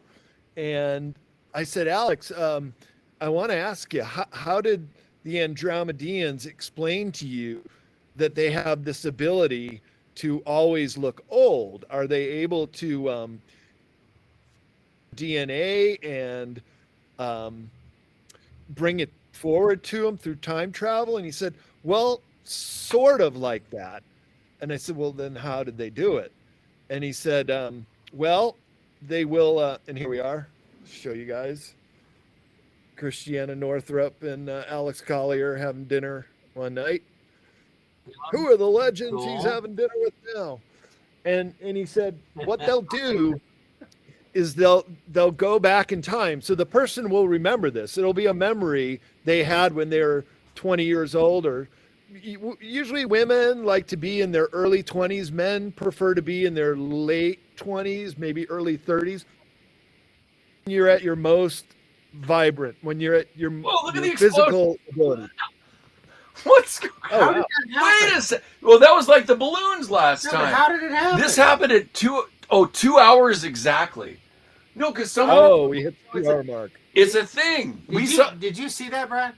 I saw it. Yeah. There were some explosions. Okay, I just wanted to mention it because Denise Wilderbrock, by the way, said that we were all at the same Shasta conference. So no shit. Denise, how cool is that? There you go. Yeah. Wow. So just quickly to finish, Alice Collier described it as a slide. So of course, our med beds, they can look at our bodies holographically, and basically every disease, pathogen, anything can be seen in this holographic state, and you can eliminate it, right? So one reason that they always look so young and vibrant is they've basically gotten rid of all diseases and killed off all the virus, any pathogen that could hurt a person, cancer, they've gotten rid of that, cured it long ago. But the way they always look, women in their mid-20s and men in their early 30s, is they'll go back to that place when that person is that age. And the way Alice Collier described it, through these holographic med beds, they'll take a slide. That was the word he used, kind of like in the old days, we put a slide in a projector, and they would have that holographic slide of the entire makeup of the body, including the DNA and the youthful vigor that you have at that age, and they'll bring it back or bring it forward to the time the person's, say, 55, and that'll be the first time they'll inject that slide into your holographic body, and then within minutes you just revert back to that age. So even women who are hundreds of years old will get their slide from the time they're in their young 20s. Not only go back and look that age, but they'll be fertile again, and they can have children in their hundreds. Wow. And they'll keep doing it, but just kind of like a good car that you replace all the parts on it. After a while, something like the engine will just blow up. There will be a time that even doing this, you will die. And they do die, and they are mortal. But they can live hundreds of years and always look that good. That's how he explained they did it. That's amazing. Wow. Yeah, I mean, imagine an attractive wife that's 150 years old, but looks like she's 30. Well, on this topic, and you know, this, I know people are struggling right now. I mean, Yes. We obviously know that. So Scott and I have been bartenders. We haven't done it in a while, and I'll tell you why. When you step into this world and you start putting yourself out there, as we've done, it got kind of out in the community that we live in that we were into this sort of topic, and I'd ask people that were still cool with me, like, what's it like going into the bar that I worked at? And they're like, yeah, if you want to find Joe, he's into these conspiracy theories and all this. And so, and then I reached out to one of the owner's wives, and I told her what I was doing, and her response was so quick that I could tell she didn't watch anything that I was actually doing. And so, you know, Scott and I are used to, you know, making a couple $100 a night on a Friday night. And so I guess my point is we can't just go out there and get normal jobs because we're way, way out in this. And if people can look us up online and see what we do and blah, blah, blah. There's some people that get it, like you guys that are watching.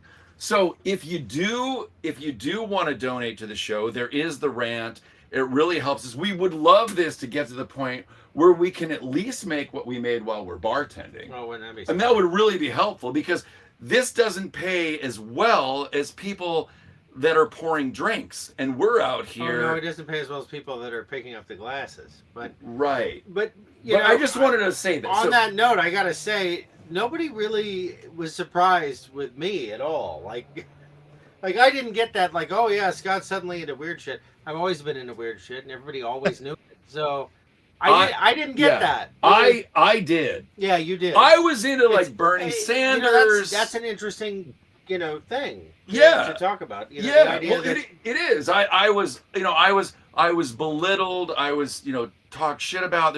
I have a whole album that. He went through all sorts. That's on hold because they nailed him to a cross. Yeah, nobody really came at me because I think they've always. Well, I've been a little. They've always known me. He's been a little more reclusive, and I was an artist, and I had art shows, and everyone. I think when people know you as an artist, then you're allowed to have wild and crazy he's been ideas. an artist as a painter. I've been an artist as acting and voiceovers. Which you got to toe the line, but as a painter, you don't. And music, yeah. And as a painter, you can kind of disappear. I could be. As an actor, musician, all that, I'm on the front lines, and it's been a little more awkward, the amount of shit that I got. He's known what's been going on a little longer than I, so I was a little bit more like. Into this whole thing, and then it's like, wow, Joe's a conservative now, and they're like, they're looking at me like this, like, what the fuck? Brad, I was talking about Inner Earth before it was cool. Oh, nice. I'm kidding. There you go. No, it's funny. It is funny how the Overton window shifted. Like, I used to be able to talk to people about these subjects before, and it was interesting cocktail party conversation. Like, people would genuinely engage with you about this stuff. It wasn't emotionally charged at all. You could bring this kind of thing up and have a robust conversation about it. And something happened at some point where now if you discuss this sort of thing, you're categorized. Where before you were just interesting. And I know you, having lived this life longer than I, you probably have something to say about it. But I didn't really get the backlash because people always knew those were my interests, hidden history and whatnot. What do you think? I've been called a lot of names too, and conspiracy theorists. That was a name came up by the CIA to deflect the Warren Commission findings. So just using that term shows me that person's ignorant if they call you names. So, look, what's the difference between a conspiracy theory and 6 months? Yeah. They come true in 6 months. So we're kind of running out of conspiracy theories. They're all coming true. And I'm not one to say I told you so, but basically, look, people wake up at their own speed. Let's put it that way. And you can take a horse to water, but you can't make it drink. So all we can do is put it out there. Look, we're researchers. We've looked into this for years, for decades. We connect dots. We look for patterns. We collect the data points and create this mosaic of this great unknown world you see out there, including UFOs and ultra-terrestrials and all this stuff that has been kept from us. Well, I guess it falls on our shoulders because, well, according to mainstream media or academia, we're on the fringe. We're just thinking about these fantasy subjects. But, they did a study with scientists and said, well, we're going to give you some information about UFOs and basically where they came from. And if it was all full of crap, any astrophysicists or scientists say, no, this is nothing, I don't want to know. But the results were that every time they started giving them information, they said, this is very interesting, I'd like to know more. So they're always saying there's something to this. Let's look into it. But of course, we've been fed with so much disinformation and the fear, uncertainty, and doubt about it all, and using that term conspiracy theorists to just throw people off the track and to shame them into even thinking about such things. Well, that's starting to go away.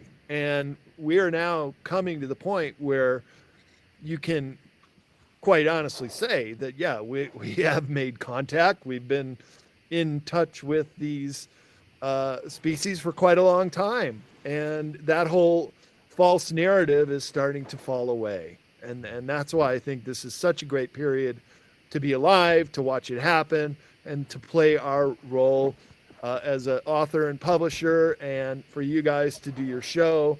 And thank you, everybody that's making a donation. I'm donating my time, and and I think it's really wonderful that we're helping people understand this very thorny subject that we have not been given the right information about our entire lives.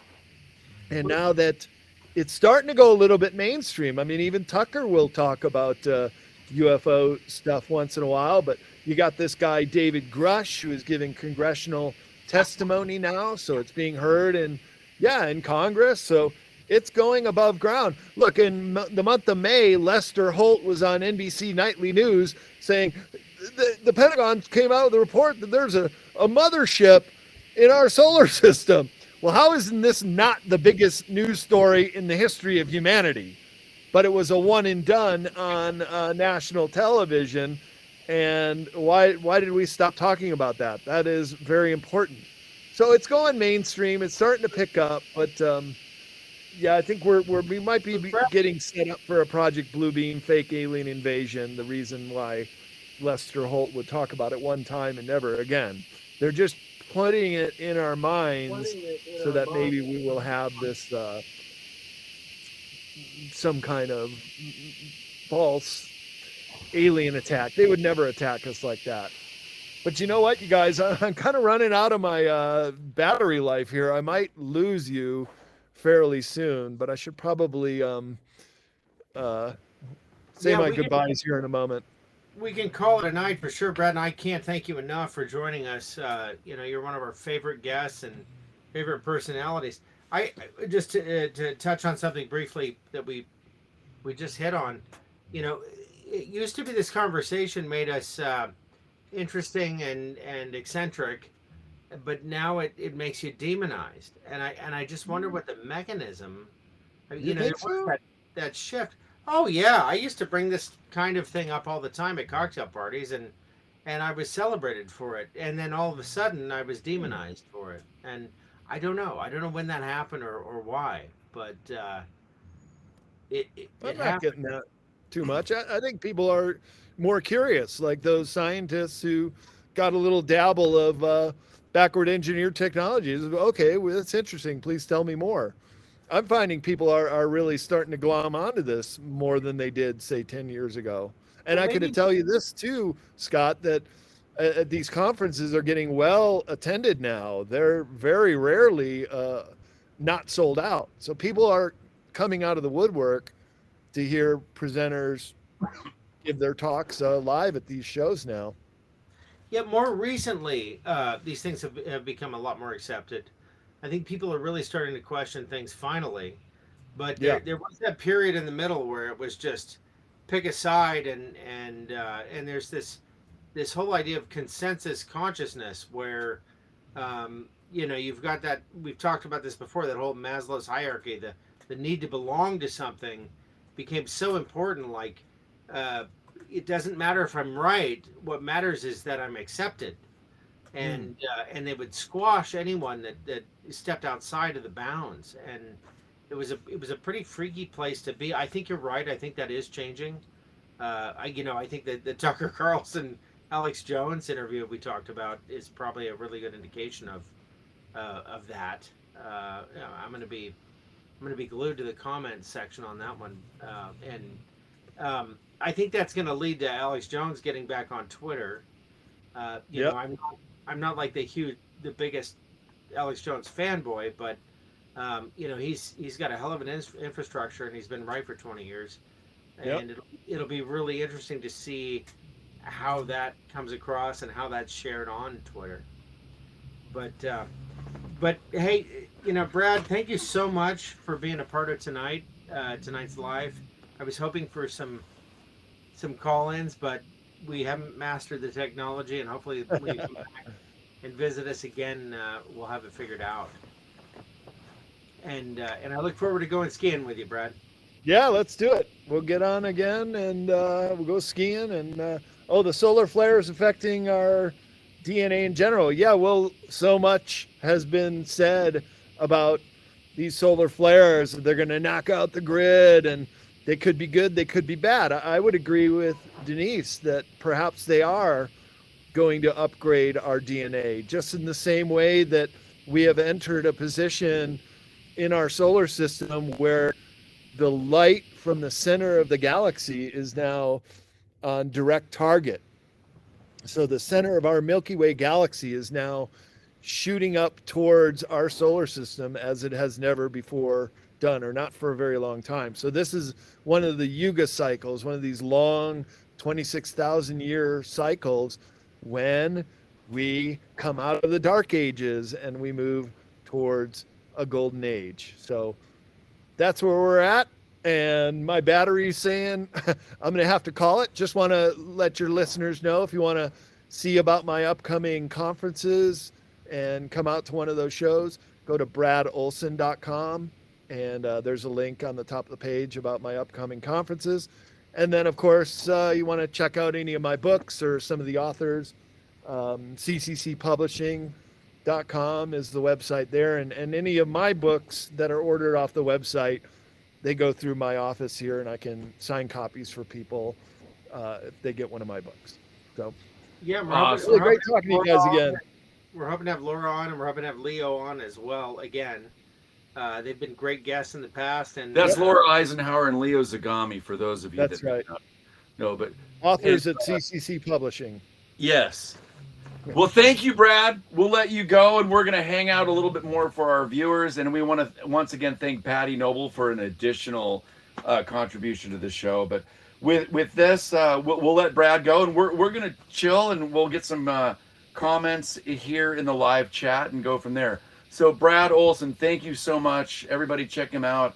We love you, brother. We love you, brother. Take care. You too, guys. Thanks so much for having me on. We'll talk again soon. All right. Ciao. Have a good night. All right. Well, he's probably going to hit that leave. Now, it's just the two of us, and you know what? We're going to make it if we try. Just the two of us, you and I. So anyway, all right, folks. Well, we're here. It's Friday Night Live. I don't know why we couldn't get the call in. We're gonna figure this out. We're gonna figure it out. It's baby steps. So we're what about Bob? We got on the elevator, and we're giving it a shot. Goldfish in a jar around my neck. Yeah, I'm sailing. So anyway, so do you guys want to? Is there some questions that you have? Because we're trying to figure out the live call in. We have two awesome guys, SJ and Kevin, working behind the scenes. We're still figuring out the technical difficulties or components. But the bottom line is, if you have some questions and want to interact on the Rumble live chat, we can do that. Thanks, Jax. Yes. So I'm gonna see a man about a horse, as Scott says. I'll be right back, as Chuck Woolery says, for those people that were around. Who knows? It's a lot of ceremony. We'll be back in. I'll be back in 2 and 2. Okay. So, yeah, I'm just looking back at the chat. There were a lot of questions. One of them was, what do they wear in Talos? And from what it was described to me as kind of flowing gowns, a lot of white. It sounds a little bit like a Kool-Aid cult or something, but no, it was very etheric, and they were very kind. But this fellow had this story. It was so cool. He sat down after this hike, and he was exhausted, and then he felt this cool breeze up his back, and then he looked back, and there was a tunnel where the earth was solid in the hillside behind him, and he looked back, and there was a guy at the other end of this tunnel motioning him in. So he went in, and he was welcomed, and they knew him, and they knew all about him. And I mean, how cool is this? So he was invited in, and everybody knew him. He was kind of a celebrated guest. And but yeah, long story short, long flowing robes, lots of white, and very fashionable, I imagine. So, We want to let the viewers you know, know. the resolution here is just garbage, but I know here it's great. I know we're trying to figure. Well, that's Riverside, and then this is Rumble. So that's another thing we need to figure out. So anyone watching the Rumble version of this, which will primarily be where people watch our show, yeah, we're still figuring out how to make this a better version in Rumble. Also, if you see this and you're not in the live, there is a QR code on the picture of this video that I'll be uploading if you want to donate to the show, which we really appreciate. And then also, you know, we have Patreon chats, and we aim to do it once a month. Sometimes things come up, but this Sunday, December 10th, anyone that pitches in any amount, I think the minimum's $3. Scott and I are going to be doing a live. Oh, it's a fun group with our patrons. I mean, there's like, I don't know, maybe it's just we just 15 it's to a 20 of them. conversation. We don't record it. We just No. it's we shoot the shit. We talk about anything, and They've all gotten to know each other, Yeah. so it's this great community where Yeah. I think they're all friends now, and it's so cool to create a community like that, or to participate in a community like that. Yeah. They're wonderful people. I mean, you know, what do you expect? People watching this kind of content are going to be like-minded, and they've all connected with one another on one way or. I mean, Jonah, we got to get Jonah back. Yeah, we got to get Jonah back. He's been really busy. He just had twins, He did. or he's about to have twins. No, he did, and he has the methylene. Did they have the twins? Methylene blue. Yeah, they have Yeah. the twins. Jonah's amazing. And he, you know, he's been on the show, and he talks about the benefits of methylene blue. Yeah, you can look at our catalog for the As show. well. With Jonah. My mom. It was funny. My mom, she watches from time to time, and she's like, "Oh, that fellow you had on, he was so funny. He was just hilarious. I really enjoyed that show." And I'm like, "Who are you talking about, Mom?" Like, and finally, it was Jonah. She loved Jonah. It was great. But yeah, he is great. And We've had so many amazing, you know, because that's the thing, you know, we have a lot of we're not really product centric or salesy centric. We don't want to be, but obviously no, we're community centric. yeah, we're And community centric. The coolest thing, I mean, you can't. We've been so blessed to have so many phenomenal people connect with us over the last year and a years? half, Almost 2 years. Yeah. And I don't know. It happens in an organic. That's the kind of whole thing. Yeah, like- it's like our chat. I mean, there's no trolls. There's no assholes. yeah, that's Our been pretty comments. amazing. Everyone is so gracious and amazing. Like if you take 100 of our audience members and put them in a room, you've got a productive community in any given moment. Like Yeah. these are great people.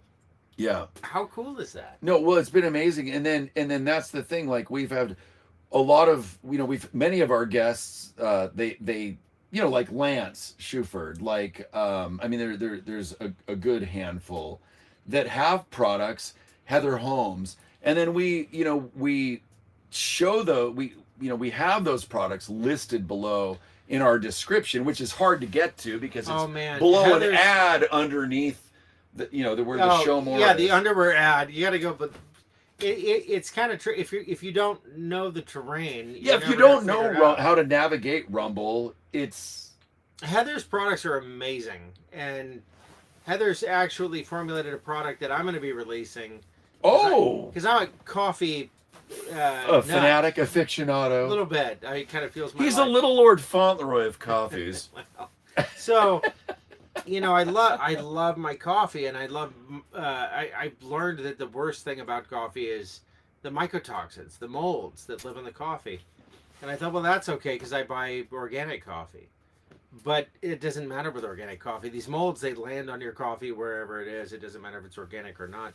So Heather formulated a blend for me that you spray on your beans, and it eliminates mycotoxins. So it doesn't matter if you like Ethiopian light roast like I do, or Sumatran or single origin.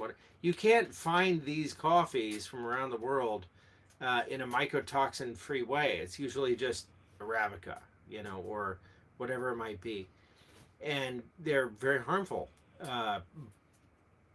But with this product, you can drink whatever coffee you want, and you don't have to worry about the mold. So it was just another really great Organic relationship that happened with the show. And yeah, well, and we were told, because we were, we didn't realize when we started the show how much it would actually be a massive impact on our Kevin lives. Hoyt has introduced me to some of my lifelong friends that it's like a family, and I wouldn't have ever known Kevin. Oh, folks are asking for the link. Now, the link for the We're not coffee ready spray, yet. it's not out yet. You guys are getting a little insider perspective. So our apologies if you're ready for the coffee spray. It's a wait and see. It's coming very soon. There's some things that have to be... After the first of the year, I have another friend who's a friend of the show, Roy, who we did an interview with. He's phenomenal. Roy has a lab, and he's doing the dark field microscopy. I have such a hard time pronouncing that word. Where you can see the effects of the spray on the mold, on the beans. There's also a ton of studies that Heather's had done at University of Rutgers and whatnot. But I'm going to announce it in a big way when it happens. Oh my God, that reminds me of the Jerky Boys. In a big way, honey. I'm going to show you my toolbox. Oh, I'm going to show you my goods. Is anyone familiar with the Jerky Boys? Because they were, that's before cell phones. They would call in. Oh, cassette tapes. Yeah. Yeah. Hello, this is Saul Rosenberg. And I can't see so good. God damn it. I remember there was a little suction cup you'd buy from Radio Shack that you'd stick to the back of the microphone or the landline phone, and then you'd hit the record on the cassette recorder, and then you do the prank call. And there was no caller ID. No. And you could block. Was it *69? You could block it. It's been a while. No, that's more recent. That still works, I think. I don't do prank calls as much anymore. Just to me, I guess. Yeah, just to me. Yeah, so are you guys? Oh, yep. Hat Trick 321. Were you a soccer player? What brings up the name Hat Trick? We were, and while you Jerky, someone had asked us. Denise, I think, was it Denise? Someone asked us when we were gentlemen. This is Denise, who's been trying to call all night long. Her own version of Lionel Richie. Gentlemen, when did you get that smack upside your head? As far as the awakening is what she's saying. Well, when I was born, instead of smacking me upside the ass, they smacked me upside the head. Oh, gee. Well, you give them a little bit about your background. I think that would be great, because it's been a big part of my awakening is the fact that I've always been weird, but not weird. Well, just more aware. You were brought up in a unique environment, if you yes, my family moved around a lot. My dad had an aggressive career. He was a college president, nothing nefarious, but my parents had really interesting friends, Serpico and G. Gordon Liddy, my dad knew, arms dealers, politicians, big moguls. See why I asked? This is not your typical background. And I was at all these dinner parties and so on, and this is how I learned about the world. And these were the people in the know, and they had a very different view on the world than, my dad's best friend was the head of federal firearms training for all the federal firearms divisions. So I learned a lot about the federal government when I was, 9 years old. I had a very different upbringing, and so I processed information very differently. And I don't really know what normal means. I think there was a time where I really tried to be normal as a coping mechanism. I think moving around a lot allowed me to be versatile and talking to a lot of people, and I'm grateful for that. But I went to 6 different high schools. I moved around a lot. I've been exposed to a lot of different worlds, and so that's how I came to be. Anyway, it's kind of a different story than like somebody just figuring out that 9/11 doesn't add up. I mean, for me, 9/11 didn't add up immediately. For me, I needed to watch Loose Change and stuff, but I was repairing an air conditioner on my living room floor when it happened, and I was like, "Fucking fundraiser!" Immediately. You knew immediately. I said that audibly. I was just like, "Fucking fundraiser!" Like, holy shit! Like, there wasn't a question in my mind ever that the official story was legit. I knew immediately that it was bullshit. Well, I was, I'm letting the viewers know, which is amazing. There's 443 people watching. That, when Scott, he would talk to me about some of this stuff, and he didn't have a lot of people to talk to about this in person, and it made way more sense than a lot of my liberal friends up here in Washington State. Well, I was a liberal friend in Washington State. Well, you were more of a libertarian. I was a classical liberal. Yeah. But I mean, you were the one that told me about vote. I'm a very live and let live kind of guy. Right. Yeah. But I mean, as far as like, when I learned about Ron Paul, etc. Oh yeah. But my point is that part of the reason for being motivated to start the show, I mean, there's a few different ones. The main one is exposing what's going on with children and human trafficking. But it was like, Scott really needs to talk to some people, because how you hear about this stuff from one person, but then you're like, okay, I need to check this out and see, is there other stuff? Is there other evidence? Whatever.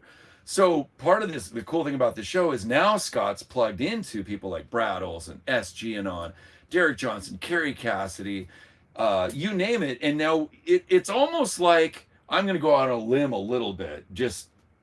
It's almost like you're finally talking to some of your peers, because you've known about this for decades, where so many of us didn't know about it for a very long time. And so it's kind of cool to watch that. Well, it's nice.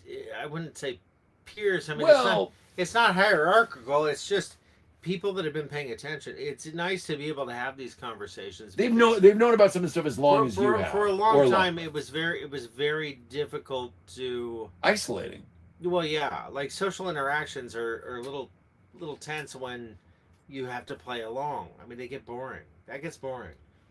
And everybody in the audience knows that at this point, how boring that is. I mean, what fucking wine and cheese party right now is just a nightmare. Well, you have to assess. You have to go in. This is how I am. I'll speak for myself. Because you don't want to upset anyone. Yeah, you assess kind of the vibe and the awakening, and you check, are people wearing masks still? And then you kind of you might plant a little seed and just kind of see how they're, and then over time you're like, oh, okay, now I can talk. But most places you go, you're like, you don't even want to fucking say anything. No, conversationally, I'm probably a pound of C4, and I have been for a very long time.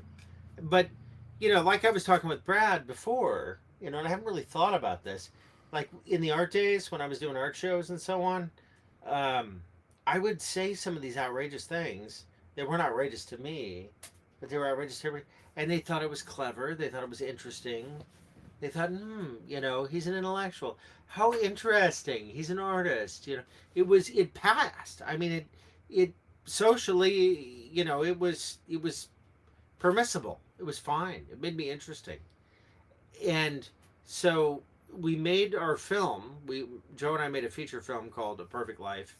Joe was the actor. I was the DP. I was behind the camera. We'll put the links below. 2011, I think it came out. Yeah, and well, it's all over our site. But so we were at that point in our career where it's like, well, I want to be a filmmaker. And Joe's like, well, I want to be an actor. It's like, well, Tacoma, Washington is probably not the best place. So we're moving to LA. And then one of the actresses and a dear friend at the time, Malia, was who we knew, from the bar that we worked at the Irish bar. Yeah. She's like, well, I'm moving back to Park City, and you're going to meet more people there than you will in LA. And they're a lot more approachable. You should move there. Because of Sundance. Yeah. And we're, like I'm a skier, he's a snowboarder, and it was like, well, traffic versus chairlifts. Let's go with chairlifts. Yeah, exactly. So we moved to Park City, and I don't know if this is interesting or not. I'm going to keep rambling, but Yeah. we so we got jobs with what $250 million resort called the Montage that caters to Just opened in Park City Yeah, that year, yeah. fall of we 2011, walked 2010. right in, and you know, and we had the resume for it, so it was cool, and it catered to a certain clientele, and it was the half of 1%, the 1/10 of 1%, really. These were the elite of the elite. The owner of eBay, Yeah. you named owner of No, Kettle One. Yeah, we met these people personally, yeah. And Carl Nolet, what a cool dude. So what we saw and what we found, like, you know, there were a lot of celebrities, actors, and, you know, whatnot, but most of these people were finance people. And, you know, I have a degree in finance, and, you know, so I kind of read the terrain really well. And so much of this was criminal, and it didn't, you know, when I was coming up, the affluent were the people that created jobs and innovated and worked harder than everyone else, and deserved their wealth. These were people that were involved in criminal pursuits and prevented innovators from entering, you know, the sphere.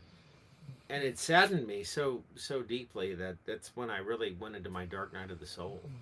You know, I came back to Tacoma because that's where I had such a. I mean, you know, you're a bartender in this town, you know everyone, and what a great community. But they all bought into it. It was like walking into a different reality. It was like something you'd see in a sci-fi movie. Everybody was different, and so I kind of isolated for a long time. Oh yeah, very much so. And Joe went in another direction. He ended up in L.A. Yeah, in fact, I think my friend Linda is listening right now. But yeah, I ended up moving. I stayed in Park City for an extra four years or so, and then ended up moving to LA and doing theater work, and then realizing, actually, there's some conversations I had with Scott. You know, with what was coming, I didn't know what it was, and I didn't want to be in LA at the time, and moved back up to the Northwest to take care of my family, mainly my aging parents. But yeah, I mean, I'm glad I'm not in that environment right now. I mean, my friend Linda, she's, you know, having to navigate a lot of very, you know, there's a lot of wokeness. It's very challenging. And we've done an interview with her and a friend of mine named Dennis about what it's like to be an actor in LA currently. And I think there's a lot of things that are going to be unfolding that'll help people, you know, wake up to a new paradigm shift. And I do wonder what's going on with a lot of these actors. In fact, it's going to be interesting to, down the road, interview people that know about like the inversion of Hollywood, you know, the satanic families. I mean, if any of them at some point want to join us and talk about this stuff, when it's safe, of course. I mean, we respect that people are going through some stuff right now, so it may not be a really good time to talk, but yeah, there's a lot of interviews that we would like to do down the road, and having that background of musician, songwriter, filmmaker, painter, whatever. And someone asked if we have artwork available. I do personally. I'll put links below. It's actually the 10th year. I released a CD called The Candelabra Light in 2013, which is now, gosh, 10 years ago. And I still have like 90 physical copies left out of 1,000. And I'd be happy to share that link. But yeah, I don't know if there were some other questions that you guys had down here. But yeah, it's just, it's very crazy to navigate this as an artist, especially when you learn, you know, like I said, we talked about this with Dylan Monroe last week. You know, I've seen U2 16 times. We've heard from a gentleman that was on his Vegas 1968 in the chat. He was down at the U2 shows at the Sphere in the last month or so, and six different couples, so 12 people, they realized that that wasn't even Bono. I mean, they all said that they were there and they weren't even awake. They're like, is that even him anymore? So that was for me a pretty big awakening, that normies are waking up, because you know, when they have no idea and they're asking about it, and spending at least $400 to $500 on a show, that says a lot. So I don't know if there was something else that we wanted to cover. Oh, thank you, Jax. Much appreciated. Yeah, E. Smitty's doing his part to. He's from Sound Alive Records, and I uploaded a video, an interview that myself, Nick Alvear, Nicholas Vignaman, and E. Smitty from Sound Alive Records did from a couple years ago, because it didn't have many views on Rumble at the time, because Nicholas wasn't focused on that. But yeah, I uploaded it recently that shares the story of that song and how it came together, and I'm working on some acoustic versions of those songs. But anyway, thank you guys for the comments. But what were you gonna say? No, I was just thinking, smoking a pipe is a newfound discovery to combat my dog's flatulence. Yeah, it kind of Lily did. I'm glad you did that, because I was trying to hide how my nose was feeling from Lily. What's so bad tonight? But no, it wasn't until just now. When you have an aging dog, there's only so much incense you can burn before you associate the incense with the flatulence, and so yes, exactly. My best friend of 15 years, she's pretty addled at this point, but God, I love her. I'm gonna grab one more beverage, because we're gonna have a libation while we chat. Why not? Why not? I mean, ¿Por qué no? My favorite Spanish phrase.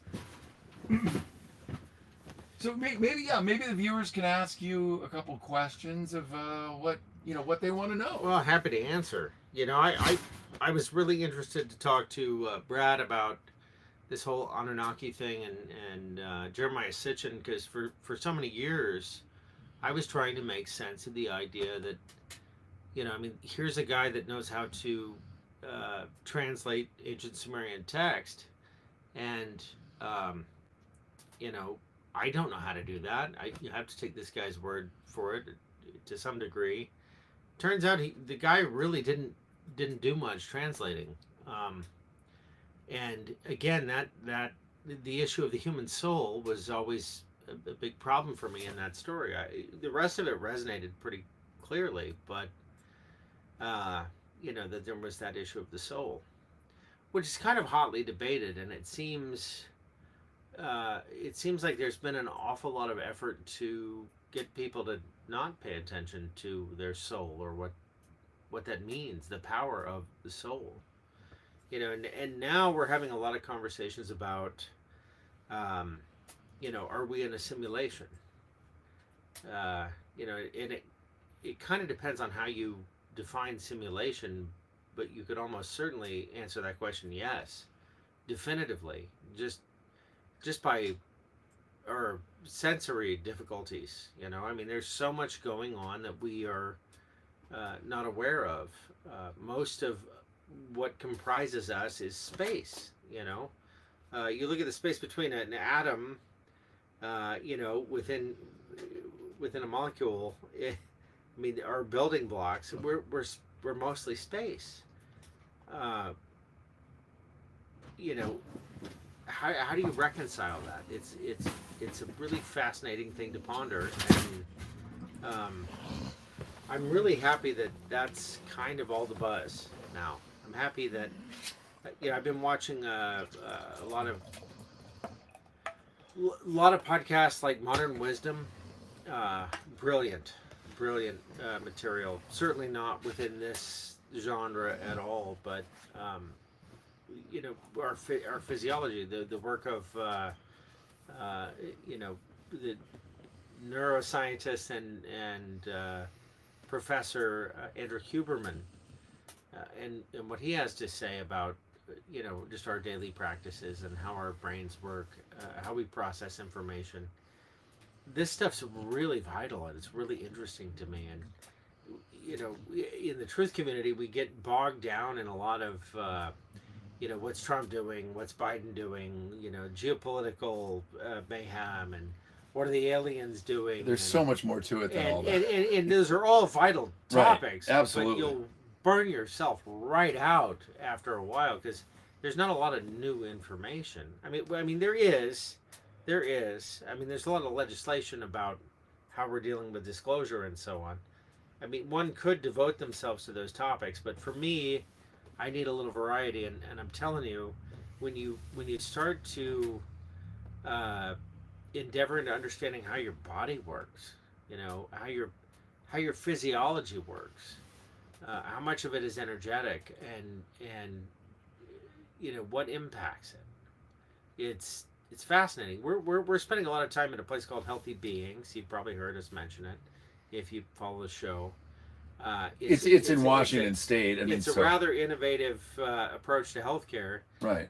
In Bellevue, Washington, and it's kind of a pilot program for a new model for healthcare to expand many states. And I've had I've had a lot of injuries in my life. I've had a lot of crazy athletic pursuits, and my shoulders are shot. I've broken both. They arms, might love that story. Both legs. Yeah, I've broken both arms, both legs, my clavicle, my nose a bunch of times, a bunch of fingers and toes, my nose. I said that twice, and your nose knows. But when you enter into your 50s, you start to feel all these things, and it's so amazing to see how these new technologies, like when I went to Healthy Beings, I was someone that was convinced that my injuries were going to prevent me from ever being athletic again. That my declining physical condition, like being in good shape and being athletic, it is what it is, was just due to the damage that I inflicted on my body. And maybe a med bed's coming, but until then, like what's gonna after the first physical therapy session with Laura, I didn't have I had this impingement in my back, this nerve impingement that was crippling, and one session with her and it was gone. And it's been steadily improving and improving and improving. So the point is, educating yourself on these things that are available to us right now will change your life. I was depressed. I was depressed about it. I mean, I was in denial about being depressed about it. I was in layers of denial about being depressed about it. But, knowing there's a light at the end of the tunnel and I could be vital. I mean, my friend, my workout partner for a decade, he's in phenomenal shape. He didn't have the injuries that I had, and he didn't have the lapses in physical fitness that I had. The guy's been just a model of discipline in his physical regimen. I look at him and I'm just like, wow, what did I miss? It's so cool that there's hope. There's so much hope.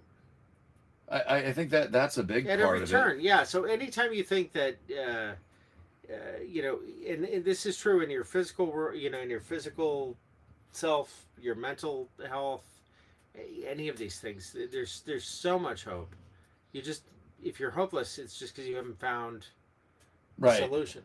Well, and Scott and we're like so many folks out there. We're, the whole thing about this show is honestly, we thought we'd be locking arms with a lot of, other shows out there, and just, well, and some you're on their show, they're on your show, and all. There's some of that, but there is this kind of, I got my thing going on, and maybe I don't want to shed light on their show because I don't want, people to go to that channel. I don't know what it is, but I mean, we're really in this for the real deal. We're doing this for I would say the right reasons, and it's a challenge. I mean, we're in this battle just like anyone else. yeah, we're talking about it. Yeah, we have a show, and we meet a lot of amazing people for the support and the networking and the camaraderie. But we wonder day to day what the hell is going on. It's not like the white hats are calling us up and saying, you guys are right on target, and this is, we're getting intel. We're figuring out as we go. We have no fucking clue half the time. No, this whole notion of intel, I think, is largely oversold. And, honestly, I think even people at the top, with a couple of notable exceptions, don't know shit. I mean, I think if you look at the situation we're in, everything seems to be on pause. Like, I don't know if you're XRP holders or, if you've made certain investments, if you're watching the debt clock, you know, it's this anticipation, like, when is it going to happen? And everybody's waiting for something that seems to be well beyond anyone's control. And I, some people think it's the second coming, which I wouldn't deny. Some people think it's this spiritual awakening from this event. I'm probably more closely aligned to the idea that this is a dimensional bifurcation. This idea that we are experiencing an evolution in real time, and it's not over generations. It's pretty instantaneous. When you factor in a lot of the things we've talked about tonight, timelines and the malleability of time, and how linear time doesn't really exist except in this construct that we live in. You kind of start to see that. I don't know. Today on Instagram, everyone was talking about this hole in the sun, and then in 3 days we're going to be hit with this massive solar storm or whatnot, and which we've been getting hit with solar weather like crazy. I mean, the Schumann resonance has been so erratic, for so long, but we're at that point. We're living in those times, and I'm guilty of being impatient. I know, most of the people I know are guilty of being impatient. Well, part of it is, if I'll be honest, I'm going to just be transparent for a second. If just a couple of the investments, like Brad was talking about, the dinar, the dong, or the zim, or silver, or gold, or XRP, or XL, if one of them went up a little bit, enough to not feel like we're in this constant anxiety of, is something going to go up, it would make the ride a little bit easier, so that we're not even having to, because like you said, but Scott, the ride's not supposed to be easier. Well, I know, but man, it'd be nice to just, a couple things, like, I don't know, like, we went to some cool events. We went to Florida and met some people. But we did that because, I had to sell some stock. But what I'm saying is, we're struggling too, and we just thought that maybe something that we've heard about would go up a little bit having been awakened or aware for way longer than I have, for a couple decades. For me, it's been about 5 years. But that you'd have a little insight to make this a little bit more palatable. And it's like, there isn't any of that. So we're it's like, even though we're awake, there's this painful component of it, because it, in a way, it's like, well, shit, we're aware, but I don't want to say it makes it worse, but you know what I'm saying? Like, there isn't any real benefit to making it any easier in some ways, I guess. Gesundheit. Does that make sense? Yeah, well, Gesundheit. I haven't smoked a pipe in a long time. It does smell better in here, though, I can tell you. Doesn't it? But the pain is a tool. Pain is it's how we grow. We don't grow through comfort. Nothing great ever happens in your comfort zone. We have to be willing to welcome some of that pain. Change is pain. What are we expecting? Like a soft pillow and working out, improving your body, that kind of stuff. It's pain.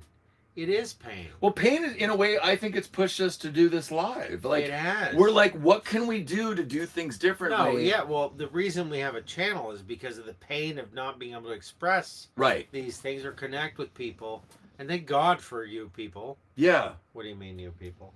People. Thank God for you people. Yeah. Connecting with us. This is the best coping mechanism ever. Yeah. Being able to connect with like-minded people, just human beings that notice that this is bullshit. I'm not buying it. Yeah, we're not playing this game anymore. No, it's magnificent. It really, really is, and I'm so thrilled that we can be a part of it. Well, and even SJ, so what I do, guys, is I'll take a clip of one of our interviews or just someone else's,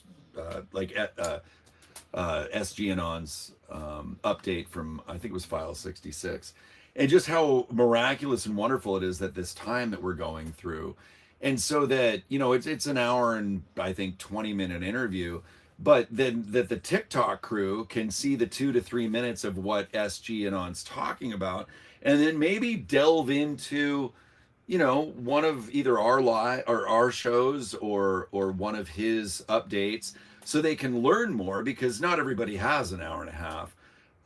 So there's little things that we're doing that trying to figure out what's best for YouTube, what's best for TikTok, what's best for Twitter, etc.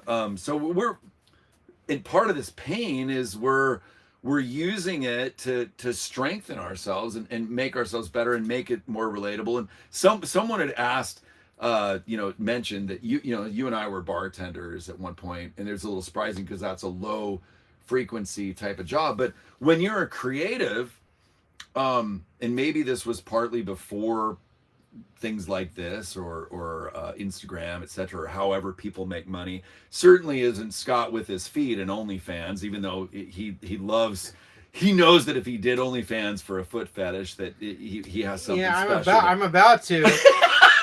I'm about to, Daddy's got to pay the rent. Well, my big toes look like a midget's fist, so I would not be a very good OnlyFans. Oh, jeez. But my point is this: the reason we were bartenders, well, we got to throw some humor in here, a little levity. Yeah. The reason we've been bartenders, it's a really great way to interact with people and make some good money and continue to be an artist and not have to go get some kind of corporate job. Every time I've tried to do something that was a little more corporate, it didn't work out. So that's what led me to doing a nightclub on my credit cards, doing independent films with social currency, not socialism, but just we never had a lot of money, so no, people liked us, and so they let us do a scene in the bar. If we shot our film in Seattle, which is right next door, 30 minutes away, it would have cost us at least 60-70 grand, probably more.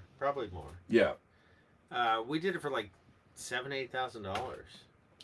Exactly. Guys, I'm gonna just post what we're talking about in not the live chat, but the other thing, so people can, if they want to watch. Our film is free on YouTube. It's called A Perfect Life. So anyway, keep going. I'm gonna let them know that it's there. So this was when technology was rather primitive.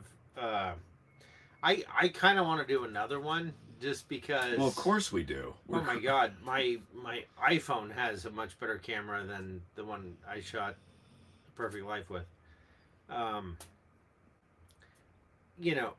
Really, film is it's a phenomenal. Well, our YouTube live stream's medium. actually working. It wasn't working for like a couple hours. Oh wow! I wonder if is anybody watching? I don't know. I might have put the wrong time zone. Well, we got 21 likes. I don't know. That might work. Anyway, tell them, go back to what you were saying. The people in Newfoundland are loving this. Yes, Saskatchewan, they love our show because I hit the right time zone. Iceland. 17 are watching. Hey, everybody. But anyway, back to doing another film. Sorry to interrupt. I was surprised. I've got a comedy just waiting. But with the way the world is changing, it's like how can you even assess what people are going to be interested in? Things are changing so fast. Yep. they are changing so fast, and thank God they're changing so fast. But I mean, what as far as doing another film, like now that it's been 12 It's going to be documentaries. I mean, the gift of doing this show was meeting so many amazing people. I could do a documentary on Brad Olsen. Alone. Oh, yeah. And, I mean, just walking around the ranch and just doing an interview and a lot of cut-ins from all the people that he's been involved with. Someone asked about Carrie Cassidy and what we think about Carrie Cassidy. What a great lady! She's such a personality. Yeah, she's difficult. I mean, she's not easy. But what in life that's good is easy. I love Carrie. We've had so much fun with her. It's time to have her on the show again. Actually, Maybe a Friday Night Live. We should reach out. Yeah. No, Carrie's amazing, and her life has just been spectacular. I mean, we've tapped into so many great guests that have been at this for so much longer than I think that's what's really humbling. Legends. Because we just our first guest was Ishmael Perez, whether people resonate with him or not. Yeah. And then we just kept going, and I think part of this is we love to network. I love booking. That's from like music and running a nightclub and etc. and all that. I mean, what this is, and I think because we get some comments like, "Hey, you guys are asking for this, or you say it's full time or whatever." Well, I was going to say it's very full time. It is very full time. To get to where we've got, it's been very, very many years of getting good at these skills and being able to talk to people and networking and booking and all that makes it look maybe like it's easy. But this isn't just a breeze. This is taken, like if someone asks an artist to paint something and it takes them 10 minutes. Well, what about the 20 years that it's taken them to get to that point where they can make it in 10 minutes? You can't negate that 20 years of all the work that they've done to make it look easy. And I guess that's part of what I'm saying. It's like, we may make it look easy, but this is a lot of years of friendship. Well, a lot of years of friendship, a lot of years of putting each other through the ringer as friends, because there's sometimes I bring him a lot of anxiety. Oh, God, like today. Yeah. No, but this was never a business. Like, we weren't like, we still are. How many viewers can we get? How big can we, make our audience? It was just, we have to contribute to this. Yes. People need to speak the truth. Not enough people are speaking the truth. We have to get out there. We have to do this. That's the point. That's the whole point. Yeah. It's just, we kind of thought, well, we can write this out and do this at a loss for a while. For a year. And it was like, oh, God, it's still going. Oh, shit. Do I have to go work at Home Depot? Well, then I have 5 siblings, and it's like, because no one's hiring us at a local bar. Yeah, it's like, what does Joe do? He runs a show and he talks about conspiracy theories, and he takes care of his mom at times. But what does he do? Like, how does he? It's like, fuck, you guys don't understand. Our audience could tell you, but then a lot of the people. No, we have such a good audience. But they do. Yeah, they get it. We're preaching to the choir. That's the thing. That's the thing. It's like, but outside of the audience, it's like, your support means a lot to us. It really does. It keeps us sane, because this is challenging. Well, sane is relative. I suppose. Kind of sane. Well, let me look. Do you guys? Is there any questions? I mean, we can peek these up. Beards and boobs. I know. It's very, very, very awkward. What questions? That one gets me every time. I swear. It's like, so wrong. Yeah, like I'll just share with you, because I know he's not watching. Who's he? Well. Go ahead. I think I probably know who you're talking about. My dear friend. Her new roommate. Ex-Marine, combat, and the whole dear bit. Lord. No, charismatic fellow, very masculine guy, is now transitioning, and he's all about the the Marxist movement and whatnot. This is a smart guy. He really is. He's much younger than I am, and maybe that's part of it. Is Yeah. I mean, I don't mean to judge. I mean, younger generations are really up against a much bigger challenge than I was faced with. Yeah. I don't want to. I don't want to harshly judge the. I mean, it's easy to make fun of them because We were ridiculous. We weren't indoctrinated into like No. it's okay to cut off your genitals But like kids I are want to now. have some compassion. That's another thing I saw in Modern Wisdom recently. I mean, there's nothing that infuriates me more than cruelty to animals and cruelty to children. Children, yeah, and, that's and pedophilia is just something that it incenses me. It just makes me furious. And so, this was brought forward in an episode of Modern Wisdom where the idea was we have to give more compassion to these non-offending pedophiles. And I bristled like, what?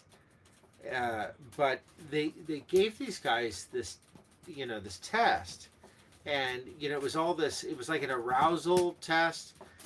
They had all the instruments attached to their brain to judge their arousal. Nothing aroused them. Nothing aroused them. Nothing aroused them. And then images of children or whatever did arise, really spiked. And this wasn't like how they conduct themselves in society or anything. This was the predilection biologically that they live within.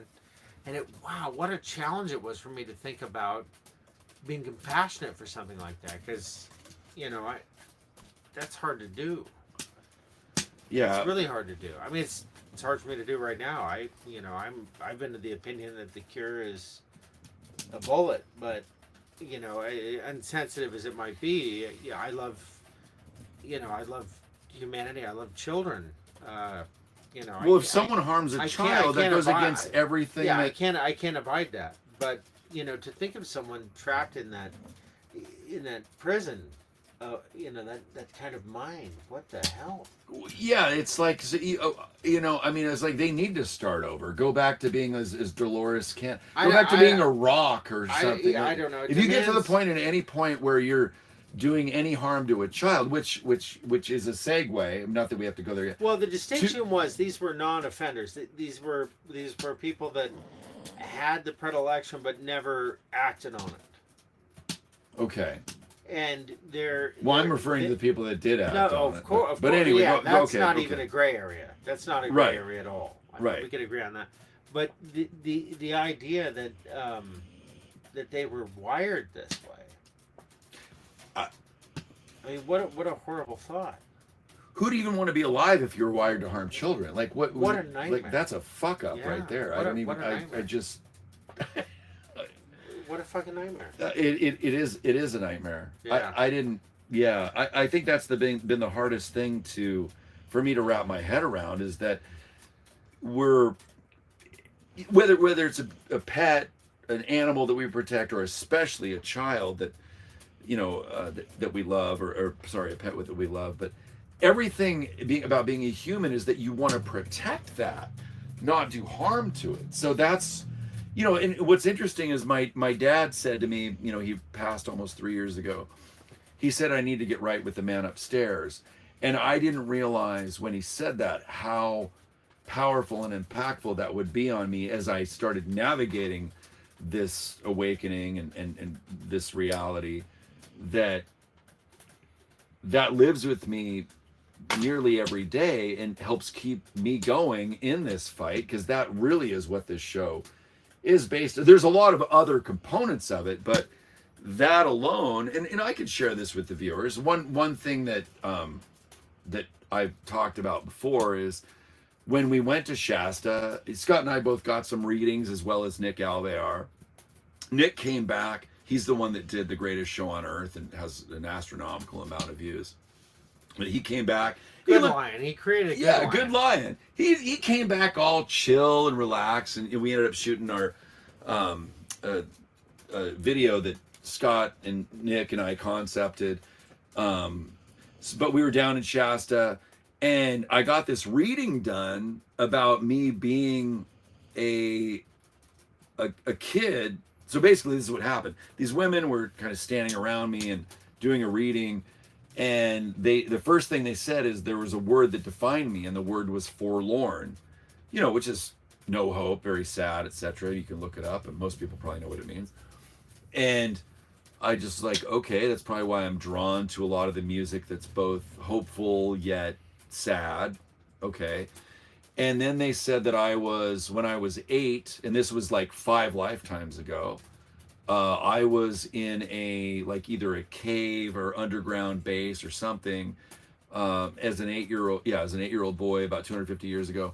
And there was like things crawling around me, what have you. And I ended up dying. And when they said it, like the old me might have been like, yeah, right, whatever.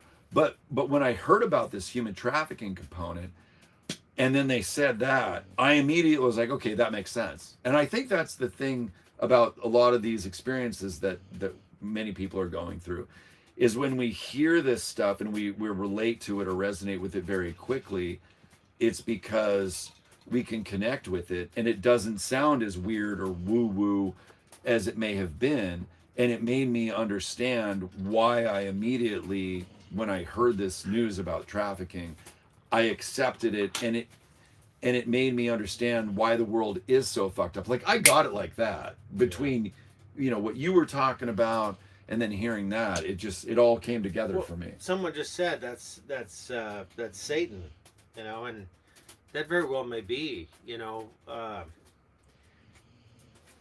if you scroll back, yeah. That's what I'm talking about. I mean, that's not bad wiring. That's Satan. That's a really valid comment. Oh, right here. Yeah. MZT Blue. Yeah, but you gotta wonder, I mean, was that just a soul condemned? I don't know. I mean, we certainly can't tolerate that kind of thing under any circumstances. I get that. I mean, I'm hard line on that, 100%. I'm just saying, when it comes to compassion, I think we're getting really challenged in a lot of ways about how to be compassionate. I mean, it's there's a lot of things it's easy to be compassionate about. There's a lot of things it's really hard to be compassionate about. Yeah. I don't know. I mean, it's really easy for me to condemn a lot of these things. Well, and I just want to comment. We have one of our producers, SJ. He's been on our show a couple times, and I can relate to this. Pressure is what makes a diamond. There's really so many things that have happened in the last year that have kept pushing us to do the show, to make the show better, for me to keep doing music, for whatever it is, to keep relating to people, to keep reaching out, to making this alive. Like there is something about what's been going on the last few years that keeps honing. It pulls out, through the worst of times, it pulls out the best parts of ourselves that we may not even know that we really had. Well, it's the community. It's just the drive to communicate with you guys. That's it. It is. That really is what keeps us going. Having a whole audience of people, I don't have... 400 people watching, like that's huge for us. Yeah, like I don't... In a 10-mile, radius, we probably have... What, 3 people that we even talk to? No, less. No, I'm saying... Right. Just in this demographic alone, everybody's so sucked into... Well, Jay Inslee, for fuck's sake. Like, it's... Thank God for the internet in the way that it's allowed us to stay sane, knowing other people understand this. Right. They well said. They want to know the truth. They understand that it's obfuscated. They understand that this construct of government. I mean, everybody is, I like the idea of anarchy, and that hopefully we'll evolve to the point where we don't need to be governed. But while we do need to be governed, it would be nice to know that we are being governed by, reputable people, and that's just not the case anywhere at all. It's criminals, supervillains, even. Look at the WEF. Look at the Biden administration. I mean, these are criminals. and they're setting the standard, and they're very manipulative in setting the moral guidelines for conduct as humans in the United States and abroad. How absurd is that? It's absolutely absurd. Does that make sense? It makes sense to me. I'm just reading the live here, and we've got, what's cool is Karen clan mother Karen is actually in the chat, which is really cool. We did an amazing show with her a few weeks back, and she's been very aware and very awake for some time. I do highly suggest the interview we did with her. But I'm just reading these comments.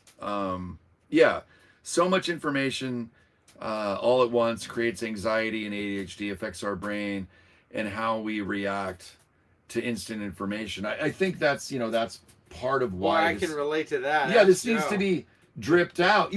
He was really good as far as like letting me know certain things. He would just plant seeds because he could have just said, well, there's this, and this.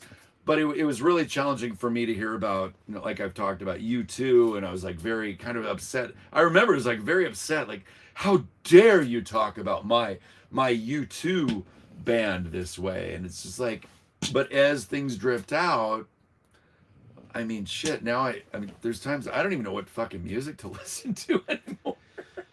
Oh yeah, it was a drip for Joe, not a fire hose, and that's you guys early on. You guys have probably experienced that. You can't just unload. And Thanksgiving was probably a great opportunity to like let everybody know. You have no idea what's going on in the world. Let me tell you, it's a bunch of reptilian vampires that rule the world. Who'd even believe that? Yeah, no, I mean, that's our difficulty, isn't it? It is, but there is a question for you. So my advice to you is Socratic, the Socratic method. Do we get it? What flavor tobacco? I don't know. I specifically told the woman at the tobacconist today. I said, I just want this. I want the aromatics. I want it to smell like pipe tobacco in the airstream. Mahogany. My dog's particularly leather. flatulent. Oh. I have a lot of leather. I have a lot of that going on. This is like a cigar lounge in here. But cigars don't smell good. I mean, but pipes do. They smell better than she does. Well, yeah. No. I mean, it smells like an ashtray. I didn't want it to smell like an ashtray, but I love the smell of tobacco. And I love the smell of pipe tobacco in particular. So I broke out the old pipe, and it smells pretty good in here. It does. It smells great in here. Because, Nag Champa, after, give it 90 days, and you'll be like, it's like everybody in the French Quarter in New Orleans is like, I'm done smelling Nag Champa. Oh. Yeah. Well, someone had asked... And I love it. I'm not discounting it. I love it, but not every day, 24/7. Yeah. So someone had asked... about whether Scott, I hope at some point he does release some of his paintings because I think they're in storage. Someone asked us if we do have art that's available for people. Yeah, we have our film, which you guys can watch for free. The music videos for free. I do have about 90 of these now. If you I'll put the link below. If you go to my Bandcamp, there's about 90 of these CDs left, and I'll sign it. I think it's like $25. And there's 90 left, and it's the 10-year anniversary. So, if you guys go on there, if you have any questions, that's something that actually is in physical form. The CD thing is weird because a lot of people don't necessarily buy CDs anymore. So it's tobacco bummer. That's funny. I used to grow marijuana. Some of the best. He did a really good job at growing marijuana, I must say. Yes. But I recently found out that marijuana messes with your REM cycle when you're sleeping, and I'm on this whole health kick, obviously, and and I was disappointed today to realize that alcohol's the same way, so I may have to give that up as well. I gave up marijuana, I don't know, maybe going on about a month now, just in an effort to have really sound sleep. Alcohol's next on the list, and I draw the line at like butter and cheese and things like that. Maybe I'll be giving those things up as well, but one thing at a time. But yeah, marijuana. Man, you wouldn't believe the genetics I was working with. It was phenomenal. It was top notch, dude. Yeah. Yeah. Let's see, whatever. People still buy CDs. That's great. But the other point about marijuana I want to make is it sure seems like the government has embraced recreational marijuana to a degree that makes me question why. People need to be sharp, and I think being drunk or high or whatever, it is a coping mechanism. The world's difficult. I don't judge anyone. I like to ease the speed bumps a bit myself, but we need to be sharp, and maybe it's time to not indulge so much in those things. I don't know. You let me know in the live. It very well could be. Raw cacao, yes, every day. Very nice. There you go. Yes. Mushrooms all the time. Non-hallucinogenic and also hallucinogenic, but mostly non-hallucinogenic. I do cordyceps, lion's mane, chaga, turkey tail, reishi, every day. Every day. That's a part of my regimen. There you go. Oh, I'm not saying. And maca root, by the way, ladies. What does that mean? Oh gosh.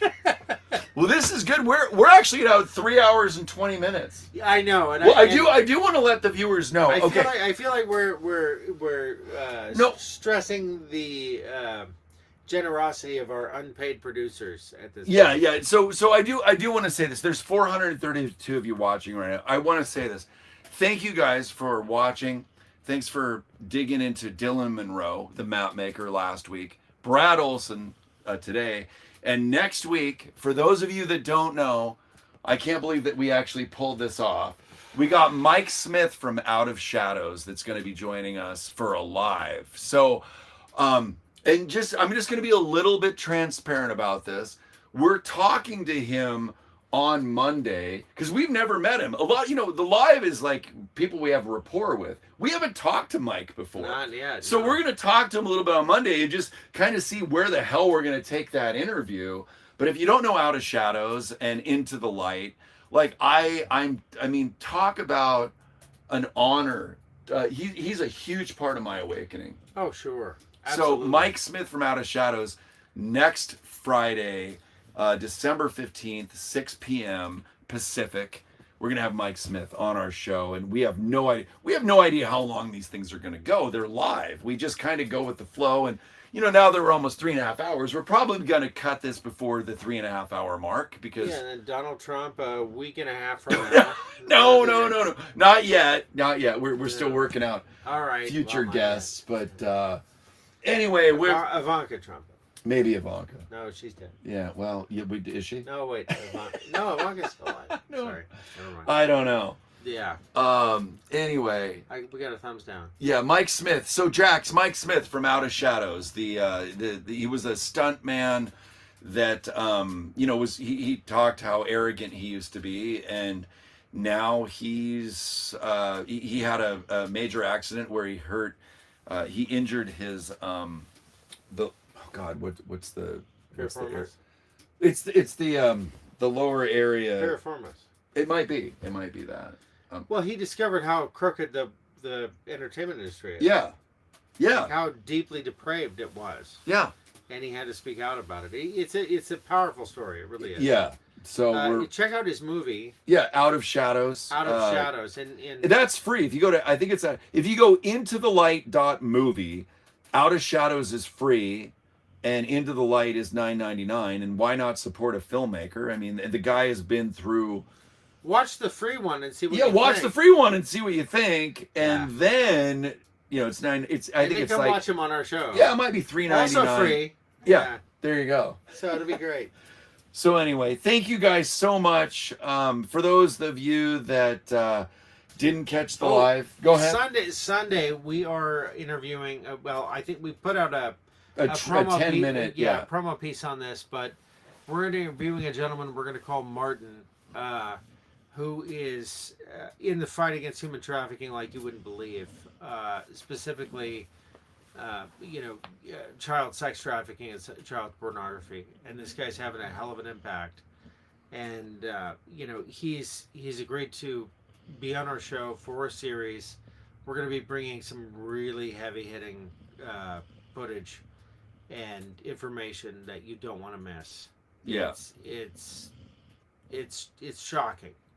It's absolutely shocking. But and what an honor to even be able to do that. I mean, it's unbelievable. But Tuesday is when we're going to be airing that, on Tuesday morning. Yeah, apparently at 5 a.m. Eastern is the time to release something. That's the best time, and we're still learning when to release this stuff. So keep an eye out for that. We're going to do a whole series. We're going to bring a lot of interesting footage from mission planning, and maybe some inmates that have something to say about what happens to pedophiles in prison, and just the kind of content you just can't find anywhere else. So we're very grateful. And that's through the people for allowing us to bring this to you. Yeah, we've met amazing people, and because I would say this, that we're in this for the right reasons, that people can see that, and that people are reaching out to us for interviews that I think that are coming to light maybe for the first time. I think. Well, we're doing it for the right reasons, and our audience is here for the right reasons. So, hopefully we can spread the word. Yeah. But thank you guys so much for being a part of our live, and hopefully we can get the call-in feature working next time. Yeah, we're trying. Baby steps. We've all seen What About Bob. So anyway, let's see. If we don't get back to anything here, we will. Let me see. One last thing. Everyone. When is the next Martin? That would be Tuesday morning. Yes. Rumble is holding back our views. Of course it is.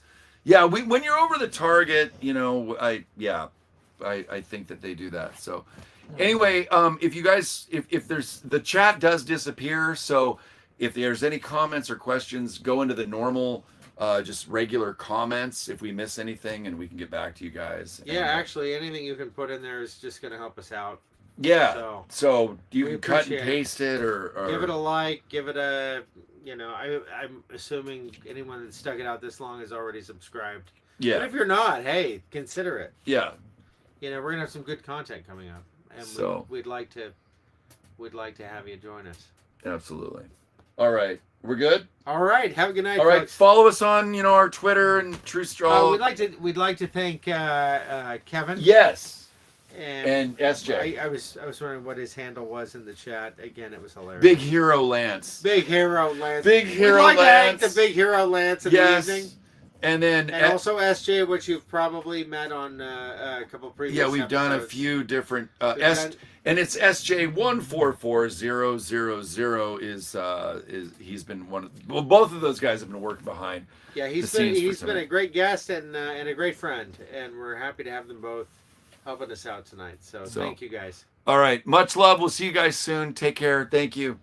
All right, cheers.